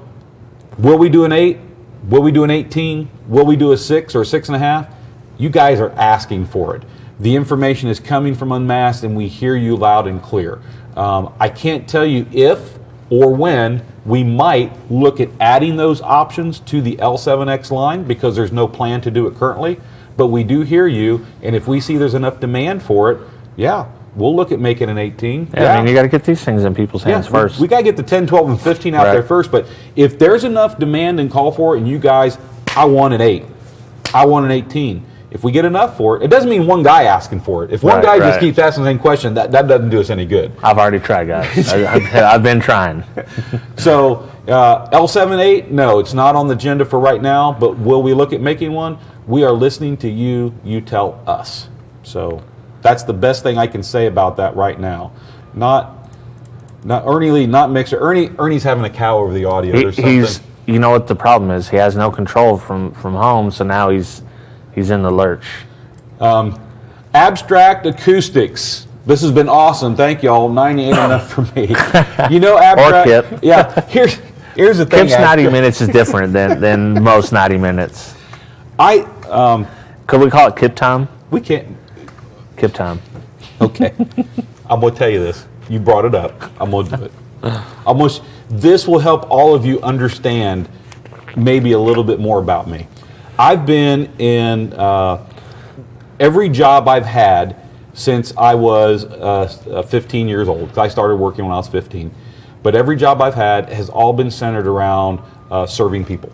Yeah. My very first official, of course, I mowed yards and I raked leaves and I did paper route. I did all the stuff you do before you turn that magical 16. I actually, like I said, started a year earlier. But when I turned 16, my first official job, I worked as a bag boy and a stocker at a grocery store. and went from there. Then I went to work for a company. I don't want to say it was a Walmart, and no one will know the name, but it was like a local Ohio chain that was like a Walmart. They sold processed food products. They had an automotive department. They had jewelry. Yeah. They had cosmetics. They had toys and a lawn and garden. It was that kind of environment, and I worked in there. And what's crazy about that job, believe it or not, I was pretty shy as a kid. And I had a couple things in my life that probably steered me differently. When you say people can have an influence on you, I can point to 2 instances and 2 people who steered me away from being as shy as I used to be, and especially in like me talking in front of a group of people, much less a camera. If you'd asked me to do that when I was younger, I know. But one of them I'll tell you was at this store I worked at is. They figured out pretty quick that, in that store I worked at, they figured out, hey, this guy, and I was one of the few guys that could run a cash register. Because back then it wasn't scanning products, it was actually 10 keying in and running a cash register. And then hitting, was that a taxable item or a non-taxable item? Because in Ohio they didn't tax food, so you'd hit the no tax. But so it was all manual. And so, but the manager of the store figured out real quick that I could, he figured out before I knew I could do it that I could do things. So if you've ever been to the store I worked at wasn't Kmart, but if you've ever been to Kmart, the blue light special, where they roll the cart around the store and there's something that's on sale right now for because it's a blue light special. Well, this chain did the same thing, except it was a red light. Yeah. And so I got to do attention cook shoppers for the next 15 minutes at the red light. We've got Bounty paper towels, normally $2.49, now on sale 2 for $4. That's Bounty paper towels, now on sale 2 for $4, only for the next 15 minutes. Come find me over in Housewares at the flashing red light. There's always a value right here at Cook's. And then, oh man! And then to cap that off, let's see if I can get it right. Let me see if I can get it right. Attention cook shoppers, it is now 8:15, 15 minutes before store closing time. Please make your final selections and bring to the front checkout at this time. Cooks would like to remind you that we're open Monday through Friday from 8 a.m. until 8:30 p.m., Saturday from 10 to 6, and Sunday from 12 to 5 for your shopping convenience. Thank you for shopping at Cooks, and have a pleasant evening. I don't think people don't realize how much of a pro you're at this stuff. I done some takes last night. I had to do like 4 or 5 takes to get it right. So yeah. The 90 minutes is officially 90 minutes-ish. Yeah, I agree with you, Andy. It should have made it in the wrap. It's missed opportunity. There's always version 2. Right. We can always do another one. So I can attribute to the manager and assistant manager at this other job that I had, and they saw something in me that I did not see in myself, and they made me get out of my comfort zone. They made me. And what I found out pretty quick is, if you make it through high school, you've accomplished something. Because let's be honest, most of the times in junior high and high school, those are some of the cruelest years you ever go through in your life. Right. They really are. And I made it through that. And of course, I've always been a geek or a nerd or that guy. And the jocks, I'll use the term, I don't know if it's a popular word anymore, but the jocks, they'll give the geeks and nerds a hard time all they want until they can't figure something out. And all of a sudden, you're their best friend. Yeah, they need to get a grade. They need to pass this class. They need that. And so, I made it through junior high, made it through high school, but then I had some transformative things in my last couple years of high school that really helped me become a better person. And then that manager and assistant manager, forcing me out of that shell and seeing something I didn't see, it's made me able to do this. Right. And if we go back in the time machine, there's a version of Kip that you'd look at and go, well, that ain't him. That ain't that guy doing that. It's just not him. So it's it's funny. Derek has a similar story. Does he really? He said the same way. He was shy when he was a kid and kind of overcame it. Randy G. Kip, is there any chance of free R6 coming back? Randy, maybe. What's happened in a lot of things, go back in the Wayback Machine, cars had deeper doors, people were doing things, big beefy magnets, things were easier to put into doors without modification, because even though you might have a stock door, you just cut cardboard, cut the carpet, throw a driver in there. Today, unless you're looking at doors for days or things like that, where guys are doing extreme builds on doors, regular cars, there's not a lot of room for a speaker like that anymore. Right. And so, as Kicker, we've had to transition with the times and make products that appeal to the broad mass market, not just the narrow specialty line. And when I say narrow specialty, that's definitely where L7X is going to fit. This is a narrow specialty product, and for those of you guys who want a woofer to do what this can do, it's going to be fantastic. So if you look at the KS, if you look at like the Comp RT, it's like the Comp RT 6.5. If you're looking for a FreeAir 6.5, first off, the Comp RT driver will work in FreeAir just fine. So if you're looking for one, I'd recommend you go look at a Comp RT 6.5. But all of our KS stuff and our CS stuff, which is more of our mainstream stuff, or even if you look at QS, those drivers are all designed to run in FreeAir, but they're a mid-bass / mid-range. They're designed to cover both spectrums and blend really well into just a separate tweeter if you're doing a two-way. The days of doing three-way systems seems to be coming back a little bit. But what's happening is it's not really people looking for real beefy mid-bass drivers, at least not for us. What they're really wanting to do is put these 2 3/4 to 4-inch mid-ranges and then a couple of good tweeter with it, and they're wanting to go up into the A-pillar, they want to do the sails, maybe go up into the dash with a pod, and then couple that with just a good mid-bass driver that fits down to the factory location without butchering the door. Because whether it's something, and that's why we did the Snowman. I mean, the Snowman is just a fantastic product that you don't have to get custom on it. It's kind of custom for you out of the gate. Mount that in, you can rotate the tweeter, you can pivot it on its system, and you can get that three-way. You can add that to any Kicker system that you've got right now. You can add it to a factory speaker and get a three-way. You can do whatever you want there. I'll never say never on a like an F6.5 coming back that you want, but if you're looking for something like that, my closest recommendation would be look at a Comp RT 6.5. It's shallow, so it's going to be a lot easier to get into a door or a panel if that's what you're looking to do, and it'll work in FreeAir. So maybe that's the answer. If not, hit me back again. I'm just looking through the feed here, see if there's anything. These are the rumored Kipper snack string. Yes! Alpine, I'm going to assume that's Alpine white or Alpine white or just ALPN, WHP. Yeah, it's got a BMW in the, look if you see in the little. Oh, yeah, there it is. Alpine white. There we go, Alpine white. There you go. These are the rumored Kipper snack string. Yeah, this is definitely one of the rumored. This is one of the rumored long ones. We're actually playing around with the idea of doing some much shorter ones and throwing them out on Reels or Instagram or some other things. Right. We're always talking about things to do here. I'm blaming him squarely for what we did today. Yeah. I don't mean, mind. and plus his boss hasn't been here yet, so we don't know if he's fired or not yet. So if he's not fired, we're just going to keep going. We'll just keep on going. So I'm just looking through to see if I left my email at HiFi Vega website. Here's my comment. So you got a comment on the YouTube video, Joey. So the video, it should be uploaded now. Comment on that video with your email. Did you get hopefully you got that, Joey. Tell him one more time. Yeah, make sure so if you're on the Kicker stream, the live stream that I done behind the scenes, it should be up now. If it's not, it'll be up shortly. Go on there, leave a comment with your email address, make sure you're subscribed, and go to the HiFiVega.com website and subscribe there. At the very bottom below, it's like submit form, I believe it says. And that'll get you entered. 4-inch L7X, take my money. Yeah, man. That's it. Andy, thanks Put them up in the dash, too. Glad to have you here. I see 25 Hertz asking where the snacks are. Jam 210, Kicker, how heavy is the Solo X? 68 pounds, I think, on the 10, and then they go up slightly from there to the 12 and the 15. I don't have the exact weight, so I don't want to lie to you on those, but I'm 99% sure the 10 comes in at about 68 pounds. And they all share the same motor, correct? They do. Thank you for saying that. Yeah. I actually lied on a previous show, and I want to make sure, since he just brought that up, is I do know that in a lot of our speakers, we do different motors on different sizes and things, and I assumed, and maybe I was in a meeting, I could have swore I was, where we're talking about it. But just so you know, the L7X10, 12, and 15 all use the exact same motor. I was corrected on that. Now, the gaps are different between the dual 2 ohm and the dual 1 ohm. Okay. So the gap's different between those, obviously, because the wire windings are different. But as far as the motor itself, it's the exact same motor on the 10, the 12, and the 15, which is why the 10... They're similar weights. Yeah, they're very similar weights. There'll be a little bit more because there's more in the basket. Right. So you're probably looking at a range probably between 68 and 72 pounds-ish would be my guess. But the next question is, Michael... Oh, hey. Carrie Neely... We talk a lot about the speakers. Does Kicker have a new series of amplifiers made with Solo X in mind also? Solo X amps. Thank you for the question, Carrie. I love being on the hot seat.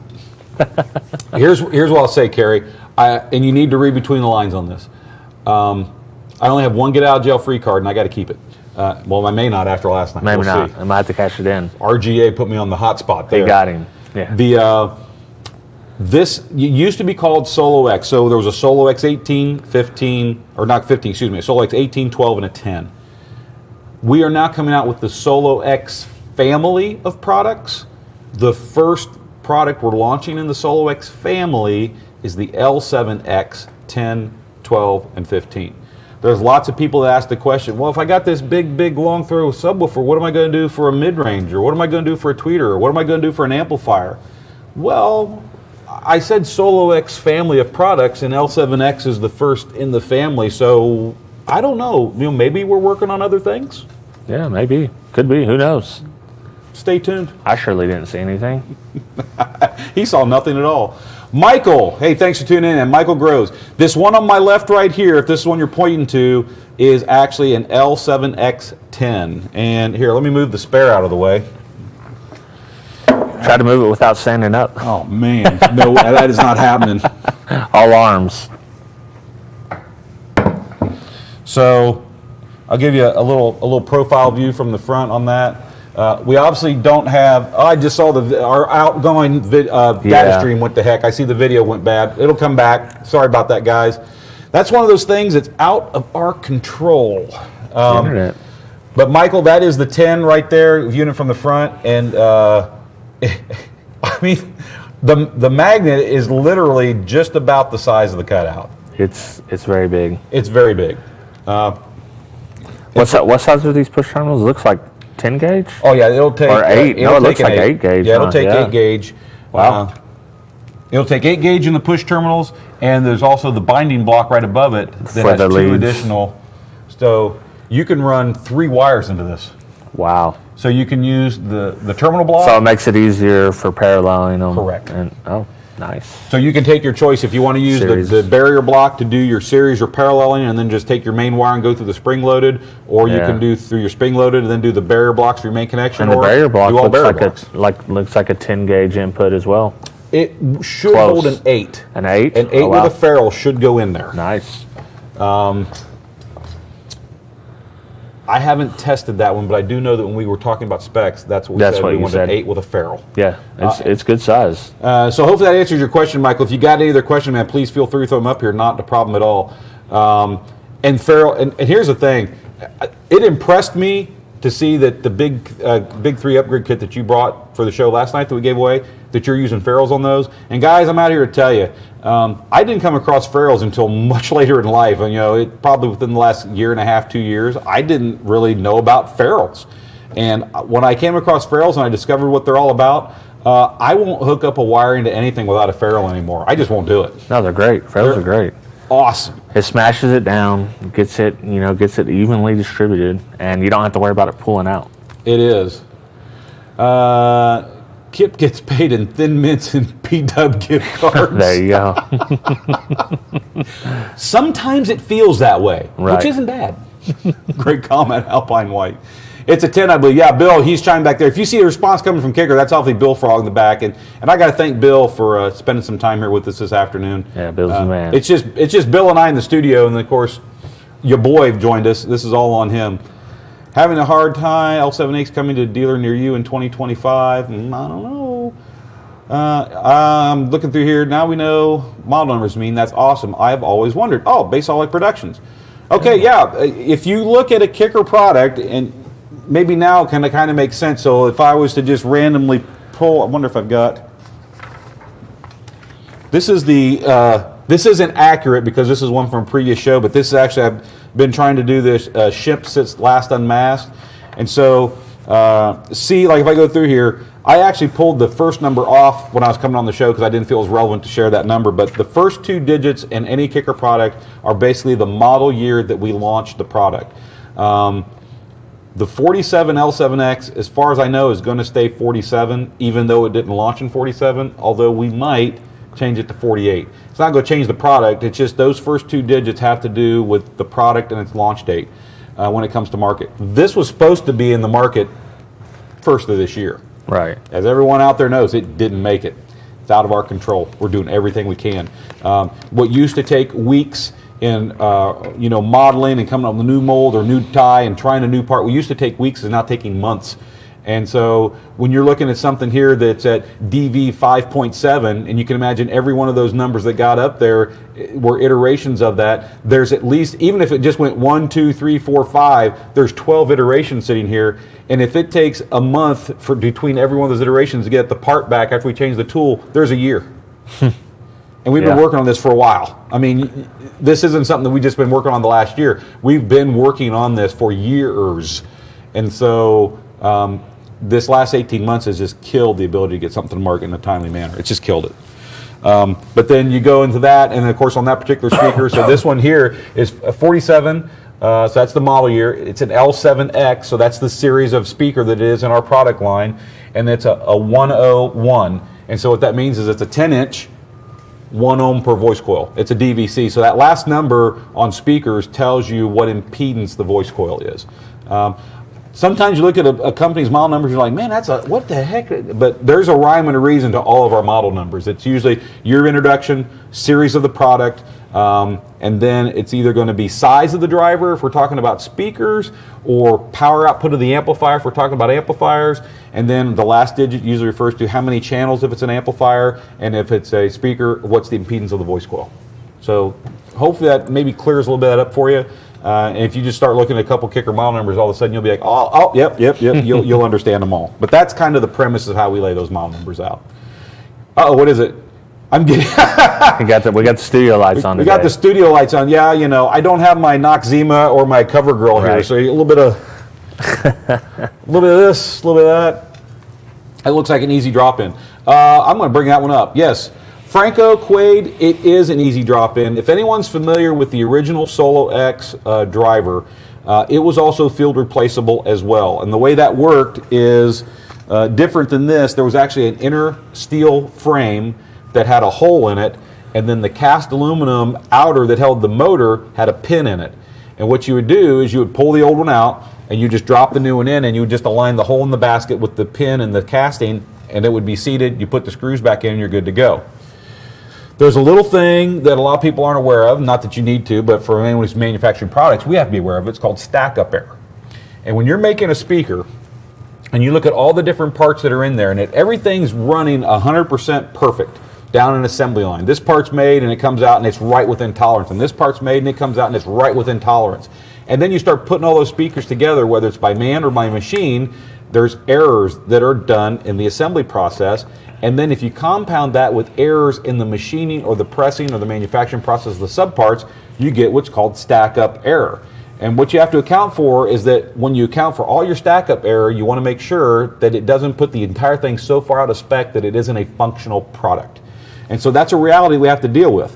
What we found out with the Solo X18 is we had all the tools and dies, and we're making those parts, and then over time, castings, the tools that you do the castings in, wear, and the stampings that we make the metal parts in, wear, and the tolerances and the sizes and everything start to drift. And what happens is those tolerances can only drift so far before those combine with all the other stack-up error in building anything. I don't care what it is, car, refrigerator, house, there's stack-up error. And if you're into home building, the paint and trim guys tried to solve all the problems that could have been solved all the way back at the framing stage if the framers would have got it straight. But the framers don't get it straight, and they say, that's okay, the drywall will take care of it. It's and the drywall will say, that's problem. okay, the paint guy will take care of it. Stack-up error. There you go. Right. And you walk in and go, why is my wall 3/4 of an inch out of plumb? Well, ever heard of stack-up error? So that's what you have to design that for. So what happened with the original Solo X products is the tools wore out. Stack-up error got so bad you couldn't voice coil. You do the alignment and the voice coil rub. Yeah. So we had to do all new tools again to just keep making the spares to go down that line. And we supported the original Solo X. We supported it longer than a new car manufacturer supports a new car, because at 10 years, car manufacturers don't have to supply parts for a car anymore. That's why the aftermarket exists, and you get all these aftermarket car parts, because the car maker's only responsible for the first 10, and then they're off the hook. We supported it longer than car manufacturers support cars, so I'd say we did a pretty decent job. Yeah. We also learned through everything we did with the original Solo X how we could do this better. And so now with this new system that's in play, with the pins that go in the back, through the back, and now when you lay that voice coil in, it is centered precisely every single time, no matter what stack up errors on the surround, no matter what stack up errors on the spider, because those have a little bit of movement in them. So the pins that go in the back center the voice coil. Then, with that all centered where it needs to be, you lock the spider down on its landing plate with its 8 screws, you lock the top ring down with its 8 screws, and then you pull the pins out. And so there's enough tolerance in there that we can get a perfect coil alignment every single time, and that's what's important. We learned all that from the original Solo X. So the L7X that's coming out, yes, it's a great, I mean, if you blow up, I shouldn't use the word if. I'm going to be honest with you guys. We're building these to be as tough as we can. Our own engineers, they had to do things to actually blow up a voice coil. These are rugged. But I know that you guys out there are going to put stupid amounts of power on these in big boxes trying to float babies out the window. I know it's going to happen. You're going to blow a voice coil up. Right. And when you do, you take this speaker out, and this is what's cool. Take it out. Once you have this out of your enclosure and sitting right in front of you, that speaker can be rebuilt and ready to go back in the vehicle in under 10 minutes. You don't have to wait for glue to dry. There's nothing to worry about alignment. You can field rebuild this and be ready to go with this driver just like new in under 10 minutes. That's amazing. What I want to know is who's going to be the first person to float a baby or a brick with Solo X? Well, there's a lot of guys out there who are into building these humongous builds. Let's do that. We need to find the right guy. I mean, maybe it could be Drew from Baseolic. Maybe it could be Steve Barber. I mean, there's several guys. Man, Alpine White is on a roll today. 5.7 means it means it's on a 5.7L LS1. There you go. Man, you're on a roll today. I'm just looking through here for other great questions, guys, so hopefully I can pull some up here. Just looking for some. Blah, blah, blah. Ellis Fire Kit. Jobs available. I believe... Yeah. There you go. All right. I don't know if this is safe for work, but I don't think it'll get me fired. It's not worse than yesterday. It's way better than yesterday. This is like a 1 compared to that 10. Yeah. Joey Baggs. I believe I'd kiss Kip on the lips for a set of the 12-inch Solo X. Would you give him a Solo X to not kiss you on the lips? Yes. That's the question. Probably what That's would the really question. happen. I mean, I love all of you, but I do tend to prefer kissing the ladies. Yeah. So don't let the good looks fool you. Face built for radio, but I'm on TV anyway. Joey, that's funny. Thanks for that comment. I appreciate it. You know, we enjoy the interaction between all of you on the feed. I wish I could get every comment up, but I can't.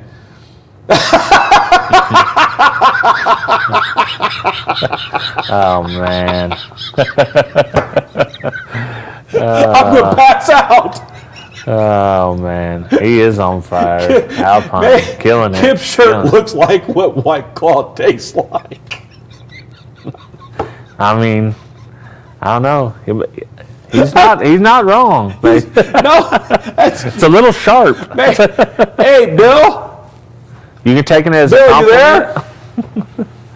Bill, you in the... Oh, Bill's at the front now. He left. Bill left. How long you been gone?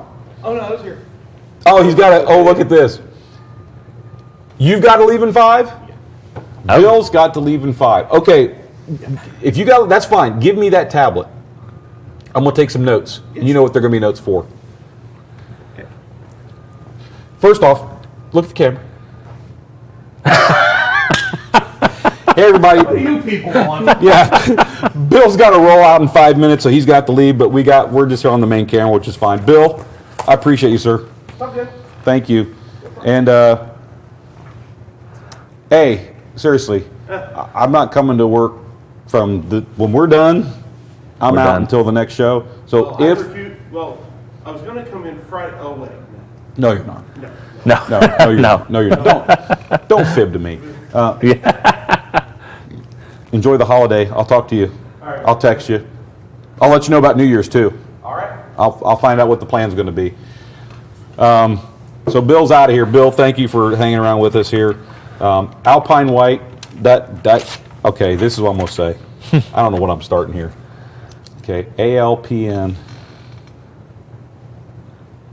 Putting him on the list. I'm putting him on the list and checking it twice. The nice list. And RGA, you're still on the naughty list. all right, so let me see what I can do. Yeah, RGA, you're on the very naughty list. Love you, brother. Oh man, let me find one here. I know there's got to be one here already made. Let me find it. Like Kicker.fun? No, the one that says, well, maybe Bill doesn't have one. All right, here. Hold on. Give me guys just a second. Yeah, doing it live. We'll show off all this stuff while you're do working. whatever you want. Hand model. What do you guys think? Kicker key. Okay, Alpine. I just put it. So did I spell it right? Yeah. Social at kicker.com. Yeah, I'm scrolling across the bottom here. So here's the deal. Because of that comment, and literally, you just tickled my funny bone. What I need you to do, Alpine White, is Bill just left, but I'm going to put the onus on you. If you will send us an email to social@kicker.com, and understand with the holidays, we're all out until after January, so don't look for anything until probably the second week of January, because we're not going to be here to ship anything. Send me your shipping address, cannot be a P.O. box. I need your phone number, and I need your shirt size. Send all that to me to social@kicker.com, and in the subject line, just put HiFi Vega bonus, because that's what I'm considering this. This is the HiFi Vega bonus show. Throw that in there. You just earned yourself a shirt, because that's funny. Yeah. Brother, that's Hey, he's hilarious. on fire. He earned it. It's like, where are you coming from? You're just like on every single one. I'm about to skip your comments. They're so good. If you come out with anything else like that, I may have to go use a bathroom. Here we go. I want to pull this one up. Baseaholic Productions. And by the way, if anyone, I hope everyone knows, but this is actually Drew from Baseaholic. And Drew, thank you for being on the feed today, man. You're a busy guy. I'm surprised you're here, but I appreciate you. It says, I try to tell people that Kicker isn't just picking a product out of a catalog and go, I want that out, put my logo on it. Kicker is making things from the ground up in-house. That's special these days. And yep, it's the truth. I mean, Drew has been one of the lucky guys to be here and actually go through the whole facility and get a tour of the place. Guys, when we tell you that we design and engineer everything here in Stillwater, Oklahoma, we do. There are some things that, we might find a product. For example, not the current ones, but like the previous generation marine radios. It's like we found this radio and go, okay, here's a radio, but we want to make it better. Right. So we just start from the ground up. That's a pretty good start, but that's not going to meet our standard. It doesn't pass THD test. It doesn't have enough voltage. It doesn't do things. So there are things like that because, we're not a radio maker, but we deal with a company that makes radios, but we just have them made to our specifications. Right. You guys know what you want. We know what we want, and it's got to pass a certain Kicker standard. But like speakers, amplifiers, I just showed him today. I can't tell you how many raw circuit boards and amplifiers that are built up from scratch and everything that he got to see in the back. We design these in-house. We tweak them, we tune them, we get them to where we want. And then, like everyone else, we got to go get them manufactured somewhere, and the bulk of this stuff happens, unfortunately, offshore. Bulk of the parts are made offshore. The days of making a speaker in the United States, did we used to buy parts in the United States and build stuff here? Yeah, we did, back when you could. But over the years, out of our control, companies that make baskets and stamp them out, and companies that make the back plates, and companies that make surrounds, they all went offshore. Right. And even though we're a fairly big company in the 12-volt industry, we're not a company that's so big that we could even afford or think about going fully vertical and starting to buy the machines to do our own pressings in the United States. And we can't. You guys aren't Boeing or Walmart No. There'd be some good things to being that big, right, and some really bad things to being. I think we're just about the right size. I mean, think so too. We can do things what we want to do and make changes and do things. So I just hope that at the end of the day, you guys can appreciate. There's 200 and I think right now we're like 228 or 230 people here in Stillwater, Oklahoma, that make a living here, and that's that's sales, that's marketing, that's R&D, that's shipping, that's inbound freight, that's QA QC, that's human resources, that's customer service, that's tech support, that's the guys in the back. I mean, and I'm going to leave somebody out, but there's about 230 of us here that work right here in Stillwater, Oklahoma. And we support, like, when there are some products we buy from an American company. There are some things like in the Q-Class amplifiers, some of the parts in that Q-Class amplifier we could only get made to the quality we wanted here in the U.S. So we buy the raw part, but we got to ship it over to where it's being stuffed in the board. Well, I think the problem is people think like you don't want to buy stuff in the U.S., and that's just not the case. If you could, you'd buy all your stuff from the U.S. Exactly. Carrie Neely, will cone replacements just be through Kicker, or will Kicker sell these to other businesses like D4S or Apex to make it more accessible for purchase? Carrie, that is an excellent question. I don't want to get too deep in the weeds on this, but I will say this. just like any Kicker product, the L7X and the replacement part is going to be available from authorized Kicker dealers. Now, the interesting thing is you bring up Apex, and I know what you mean by Apex, Audio Apex, and that is Chris and Nate Munson, Hunter Martin's over there with those guys now, and they actually, Eastern Audio, which is their retail side of the equation, Audio Apex is their wholesale business, or direct, that they're doing. I don't want to say wholesale, but it's more like their direct-to-consumer thing. And then Eastern Audio is their retail storefront. They are an authorized Kicker dealer. Oh, okay. So I guarantee you the conversation when these are available will come up, that I'm sure that Chris and Nathan and those guys will have the conversation with their sales rep here and figure out, is this a product that fits into the Audio Apex line of things, and would they be authorized to sell that through Audio Apex? I can't tell you it is or it isn't, because that's outside the scope of my responsibility. But what I can tell you is, will that conversation happen? Oh, absolutely. Yeah. So because this is a specialized product, yeah, we're going to let all our Kicker dealers have access to it. But we also know that we may need to bring in a few other specialized dealers or specialized sources for this, for where guys who are into this like to shop. You'll definitely be able to get it online. That's not a question. It's just a matter of where online. They'll be available. So that's a great question, Kerry. I can't let too much out of the bag because I have nothing to let out of the bag other than tell you how our normal process works. And I do believe that when we get to the point that these are available, that we'll have to look at other outlets for these to be available from as well. But when I say other outlets, I mean they'd have to become an authorized Kicker dealer. Right. It's not just like we're just going to say, oh yeah, you can sell those. I mean, they'd have to become an actual Kicker dealer. So hopefully that answers that question for you, man. I appreciate the questions. I really do. I'm just looking to see if there's anything else in here. Okay, I'm not. Drew, be self-serving. Kicker is the powerhouse in the 12-volt audio and story. Well, Drew, you've been here, man. We're humbled and blessed to be as successful as we are, and it's just because. Are there people that work here, that come in the building, that's just a 9-to-5 job? They punch the clock, they get their break, they take their lunch, they go home? Yeah, there's people like that. There's people like that in every company. Right. But there's a whole lot of other people like me that when I packed up my life from Ohio and I moved all the way across to the middle of the country to Stillwater, Oklahoma, I didn't move here to live in Stillwater, Oklahoma. I moved here because I wanted to work for Stillwater Designs and Audio. And I love the core of this company. It's from the top down from Steve Rgb, and that's why I'm here. And there's a whole lot of people who feel just like I do, and that's why Kicker, not only in the product, but in the company, resonates for who we are. And I think one of the greatest things that we've been able to do is we're no different a company right now than we were 18 months ago before COVID hit and we couldn't go to SEMA and we couldn't go to CES. We're not a different company. We're the same exact company. But what this show has allowed us to do is bring all of you behind the scenes. And some of you have been lucky enough to come and got a tour and got to see the things going on here. Is what you got to see is your perception of who Kicker is versus who we really are were two different things. Yeah. And definitely. I think this show has allowed us to bring you behind the scenes and be transparent and answer questions. And yeah, we've had some stinker products we've made. We've had some products that have had failures. I mean, we're just like anybody else. You live, you learn, you grow. But are we a corporation? Yeah, we're a big corporation, but it's owned by one guy, and this is his sandbox, and he has a way he wants things done. Are we big? Yes, but we're small. We are a small company at heart. We're about family. I mean, I'm not ashamed to say this. Go to Steve Unmasked. It's about God, it's about family, and it's about his business. And he considers all of us who work here part of his family. And so that's who Kicker is. We can argue all day long about where the product's made, where you design it, who does this and who does that. That's sure, we could do that all day long. But I think once you get to know who Kicker is as a company and you understand our business philosophy and what we are about, I think you'll understand there's a whole lot more to a company and where the product's made. There are other companies out there that make products offshore too, and they make great stuff as well.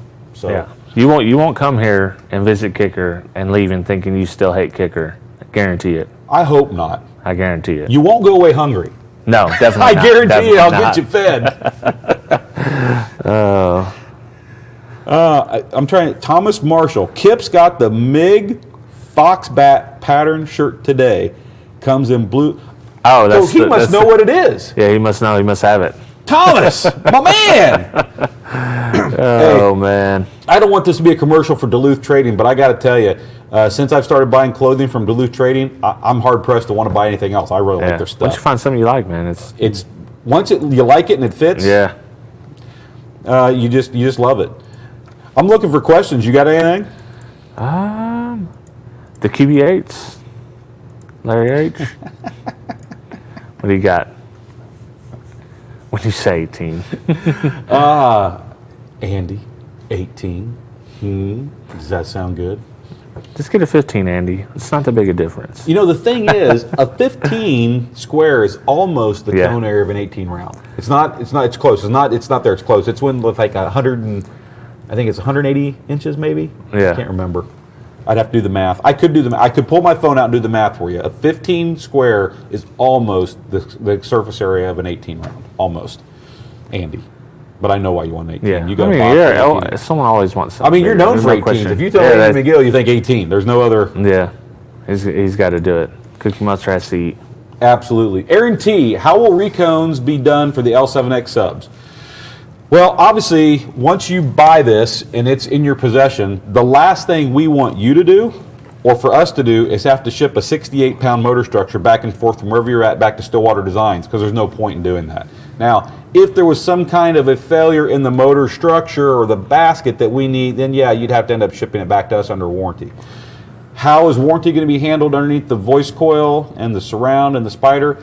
I can't answer that yet because I don't have those answers. I don't know if it's going to be strictly if you blow the coil, you buy another one, or if we're going to have some period of time where we'll cover the coils. I don't know. Either way, whether it's something you have to purchase or it's something we provide for a certain period of time for a warranty, understand that we as a company, we walk a line that's very difficult. We want to be that company that is doing everything we can to make sure you're having a pleasant experience with our products. But at the end of the day, what people have to realize is burnt voice coils, I don't care what speaker it is. If you burn a voice coil up, 9 times out of 10, that's not a manufacturer's defect. That it is a defect, but it's not in the manufacturer. Right. It's too much power. It's an amplifier being run into clipping hard that's heating up that voice coil. It's not having the right electrical, so your amplifier can't make power. That's what's happening to that voice coil. We eat a lot of burnt voice coils here under warranty. It's part of doing business. We typically do it for a set warranty period of time.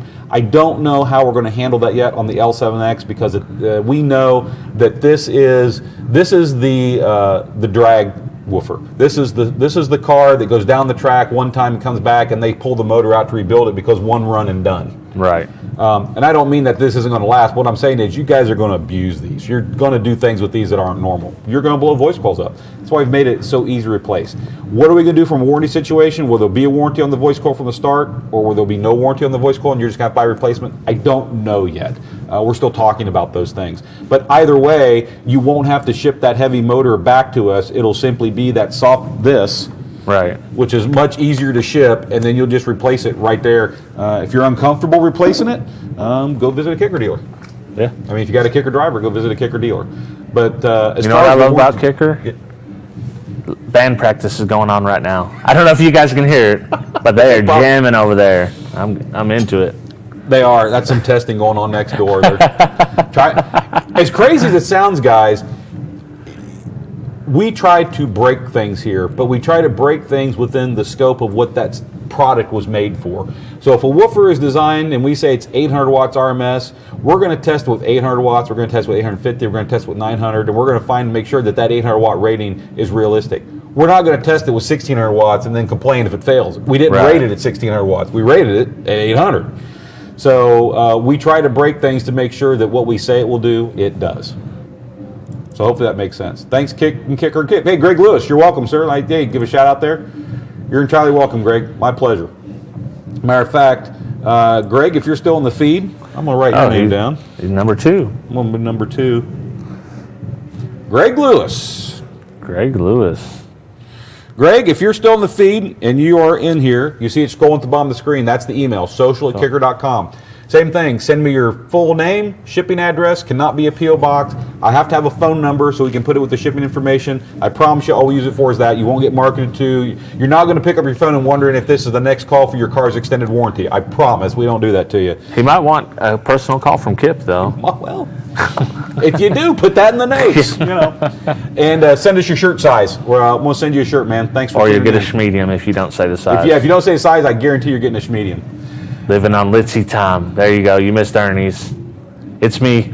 Oh. There you go. Go. There you go. Living on Litzy time. Woo! We're living on Litzy time. So that reminds me. Thanks, Ernie, brother. I love you, Ernie. Seriously, man. Right here. Got you. I mean that seriously. So the Litzy time thing, Kip time. Yeah. All right. So I worked retail jobs my whole life. Yeah. I eventually got into retail car audio, and so retail car audio. I shouldn't lie. I had one job really I had two jobs that weren't retail, but they were good for me. One was actually doing computer programming. I actually was a controller for a ASA DG400 Data General computer system, doing real tape and payroll, grade card, and all that kind of processing. I did that and then I did a stint for a while where I actually worked at a shop and learned how to repair electronics, which I can design simple circuits. Yeah. I can't design an amplifier like the guys in the back do, but I can look at a schematic and I can tell you what's going on and why. But I can't design that complex circuit. I do simple circuits. I learned all that because I worked in a repair shop. But when I was working in retail, car audio, and I'll try to, now, if you're lucky to have a handful of friends that you walk away from high school with that you truly consider your friends, you're a lucky man. And I had two. Here we go. And yeah. We didn't get you the first night, so you got to get the second. Cliff was that guy to me. And Cliff and I we were buddies from 6th grade on. We went to college together. We were roommates together. We're the guys sitting around going, between both of us, we got $1.50, so how are we going to eat for the week? I mean, it's, figuring things like that out. And unfortunately, my buddy Cliff, he passed away about 2 years ago. And I miss him. And but Cliff, he and I did lots of stuff together. We were tight. And so I worked retail. And when you work at a car, if you work retail most any gig, you're used to working until 9 o'clock at night and you're working weekends. It's just part of the gig. And so the shop I worked at, I started off in the install bay and I worked up to install manager, and then I moved into sales and sales management, which eventually led to me working at a different store where I was actually not just the store manager, but I actually helped start the store. A guy hired me to start a store. And so Cliff, we'd always make plans for Friday night or Saturday night. Like, let's go cruising, let's go to a movie, let's go hang out, whatever we're going to do. And Cliff was already, the store, retail store, you can imagine, there's all the big glass windows in front, and you can look in and see all the displays and the counter and everything going on. And it got to the point, Cliff, he'd pull up in front of the store and he'd park, and he'd get out of the car, and he'd just come up to the window, and he'd see me. He'd do this, or he'd wave, and so I would know he was there. And it would be closing time, or sometimes just because you close at 9, you don't get out of the store till 9:15, 9:30. And finally, we got to a point where I'd look out the window, and I knew it was Cliff, and we had plans, and this is what I'd do to him. And then I'd go back, got a customer, I'm doing something, and he'd be out, and I'd just go like this, which meant 1 more minute. Yeah. Just 1 more minute, man, I'll be done. Just give me 1 more minute, I'll be done. And I got to give a shout out to Cliff, and I was this way all the time, but Cliff invented Kip time, and he said it doesn't matter what we do, if Kip's involved, throw the clock away, we're always on Kip time. Kip time, living on. There you go. But he said, but we're always going to have a good time. Don't worry about it. He said, just get on Kip time and we'll be okay. So I'm trying to I miss him. Kip is the Bob Ross of car audio. Yeah, we just watched the documentary for Side Jag. Oh, man. Speaking of which, tomorrow, me and Dean, Reverse Polarity and Side Jag, we're reviewing The Matrix. I have to watch that tomorrow morning. You know what? This is, shout out to Drew. We're in the zone, could go all day and night. Yeah, if I'm talking about something I enjoy, and I enjoy a lot more things than just car audio, guys, which is bad for me, because I like talking about home audio. I like talking about home video. I like talking about computers. I like talking about home security and home automation and lighting controls and programming and scripting. And I mean, my interest just isn't car audio. And so if I am into it, I get into it. Yeah. And again, that champagne tasting beer pocketbook bug gets me every time. And I want to own the best, but I probably can't afford it. So what can I afford to get that gets close? Or do I need to save my pennies for another few months and actually buy what I want? I've done that on TVs. I mean, I actually, on a TV, I'm like everyone, man, Black Friday must be the day everyone buys TVs. Black Friday comes around, we all get the bug, gotta have a new TV! And so about 2 years ago, I got the bug and I wanted a new TV. I had a 50-inch and I wanted to go to a 65-inch TV. And so I run down to Best Buy. They had, and I'm trying to remember, I hope I get the model names right, but I think it was a 900F. And I may have that wrong, and if I do, I apologize. But I looked, it was a Sony 900F 65-inch LED TV. And I looked at it on the show, and of course, I'm that guy. I go in, I look at the TV, and I want different content, and I walk off to an angle, and I check with the off-axis because, you know, things change. And so I'm evaluating this TV in the store, and I finally decide, okay, I'm going to pull the trigger on this. And the TV was, it was $1,500. Yeah. Which was about as much as I wanted to spend on TV. That was really, I was hoping to get out for like $1,000, $900. But here's this TV, and it was Sony with great color, and it was $1,500. It's like, yeah, I can do that. I'll put it on a credit card and make a couple extra payments. And so I bought this TV, and I take it home. And of course, what are you going to do? Do you buy a new TV? Do you take it home? There's no delay. It's going on the wall. Yeah. You're not stopping. So I get home. My wife helps me get in the house. I go over and take the 50-inch off the wall and unplug all the cables. And of course, on the back of my TVs, I always put the warm white, cool white LED strips around the back, shining backwards, and put them on a controller. So then I use that as a backlight. If you guys haven't experienced the joy of a backlight on your TV shining against the wall to take away, the colors actually look better. There's less eye strain. I can't recommend enough you get a backlight on the back of your TV shining against that wall. And so I pull the TV off the wall. I go over, we set it on the bed.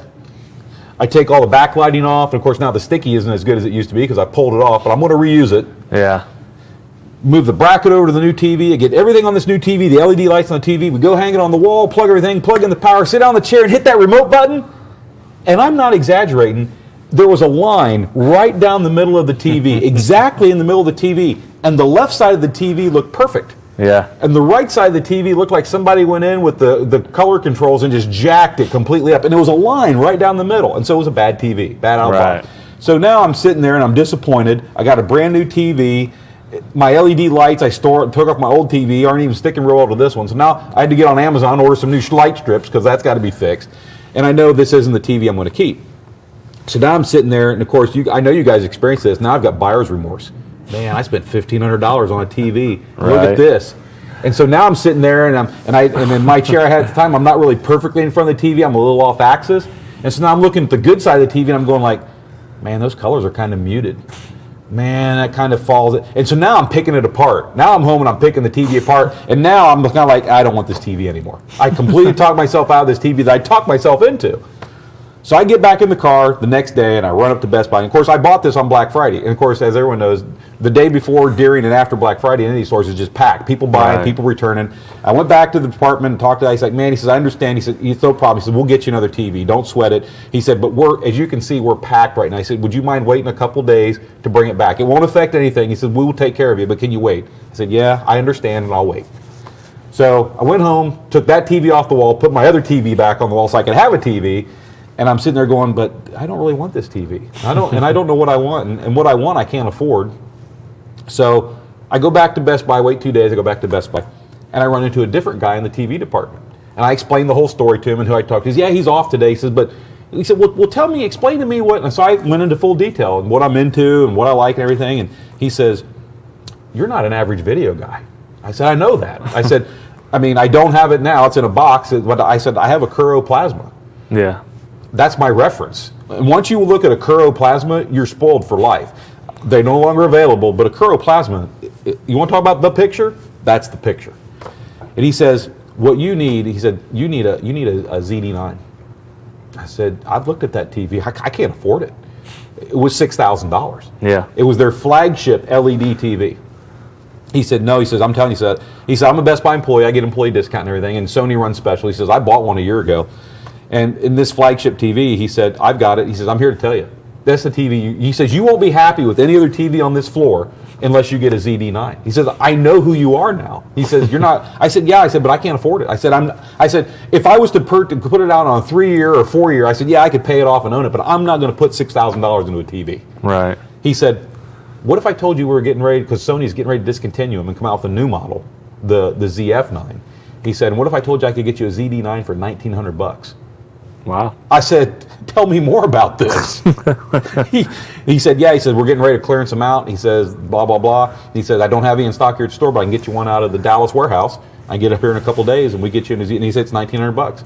So I'm looking, okay, I wanted to spend $1,000. I went to $1,500 and he's telling me I can own the TV I really wanted but knew I could never afford for $1,900. I said, let's go.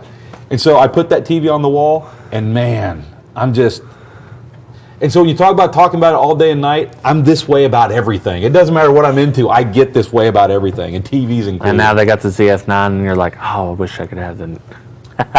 I've actually compared them side by side. Yeah. The F version has slightly, and I do mean slightly better off-axis viewing. The colors and the contrast don't dim as much off-axis. Right. But on-axis, the ZD9 is brighter. Wow. And for me, where I got it all laid out now, the ZD9 doesn't fall enough off axis that I'm unhappy with the TV, and I prefer the brighter when you're straight on. Yeah. It's night and day compared to the 900F that I took home, or even the one that was on display in the store. So, do I want an F versus a D? Probably not. My next big He wants purchase. the E. I want a screen. I want a projector. Oh, there you go. I want to go to a 100-inch or better projector. Well, you say we wrap this up pretty soon. You got it. Yeah. Let's see what else we got going on here. Hey, Michael, you're welcome, man. We appreciate doing this. It's fun. I'm just looking through here to see. Worked at Big Wheel. Randy G worked at Big Wheel. There's a shout out for that. You know what, Randy? You see that scrolling thing at the bottom there, socialkicker.com? Drop me your address, phone number, your shirt size, and make sure it's no P.O. box. I'm going to send you out a shirt too. Randy G. Randy G. I'm going to do it. There's no, I'm just doing random things here, guy. There's nothing. Hey, whoa! Germany. Man! Basehead Junkie 18 2002. Hello from Germany. Man, thanks for tuning into the show, brother. It's this guy's fault right here. I take no credit for it. He wanted to do something, so we're doing it. What's the top, man? Mullen Performance. Sorry, I was taking care of customers. What's the topic now? Man, the topic's just whatever. We're just doing whatever. We started off with a behind the scenes, and Robert said, let's just do a behind the scenes and talk about that. But scrolling down through, man, there are tons of comments here. Guys, there's no way I'm going to get to all of them. Mullen Performance. Wait. Will Kicker ever do a Neo sub? Yeah, maybe. It's definitely a possibility, Mullen. There's nothing in firm right now as far as a Neo subwoofer. I can tell you this, we're in touch with the market, and right now there's no way we'd bring a Neo sub to market right now. The price is too high. Neo is through the freaking roof on pricing. And it was expensive beforehand. It's always expensive, but right now it is stupid expensive. So would we consider doing a Neo subwoofer? Yes, we would consider doing a Neo subwoofer. Are we going to do one right now? No, price is too high. Price on Neo is going to have to come back down to at least the unusually normal high price instead of the stupid high price. Well, the price for Neo versus Ferrite, I don't think, I mean, some people might think that, but I don't think you're getting a price performance gain equal to the amount more that it costs in normal times. Thank you. We'll wrap up here quick. Yeah. I know you need to go. So, guys, here's what I'm going to say. There are guys, and I am willing to accept that I may not know what I need to know. But the guys who are doing the big, extreme chasing number systems, I'm not talking about daily drives or demo systems. I'm talking about the guys who are chasing numbers on a meter, the big numbers. There are some of those guys that claim that for them, there is a difference between a Neo and a Ferrite motor for them. I can't prove or disprove that in real-world application because I don't have that experience. These are guys that claim that they can tell you what SPL they're getting today, and they know what the air temperature is, they know what the atmospheric pressure is, they know what humidity is, and they claim that there are some improvements for them on those extreme cases with Neo. I'm not saying they're wrong. What I'm saying is I don't know. But I will say that I've had the conversation with our engineers here, and Steve and Aaron, and we sit around and talk about it, and all that magnet's doing is supplying a magnetic field up in the gap for that voice coil to either attract to or repel from. That's it. It doesn't matter if this magnet to us is made of Neo or Ferrite or if it was an electromagnet, another electromagnet you energize, you're simply exciting, you're trying to get a circuit in there, a loop of magnetic energy that coil can interact against. So we sit around here and we've had the discussion and go, okay, we use neon tweeters for a very obvious reason. Not that it's a better material, it's just that we can get whatever magnetic strength we need in the gap using a whole lot less of it, so it's physically smaller. That's what gives any company the ability to make these nice small tweeters that you can mount everywhere you go. If we were using standard ferrite, that magnet on that tweeter would be 4 to 10 times bigger than it is.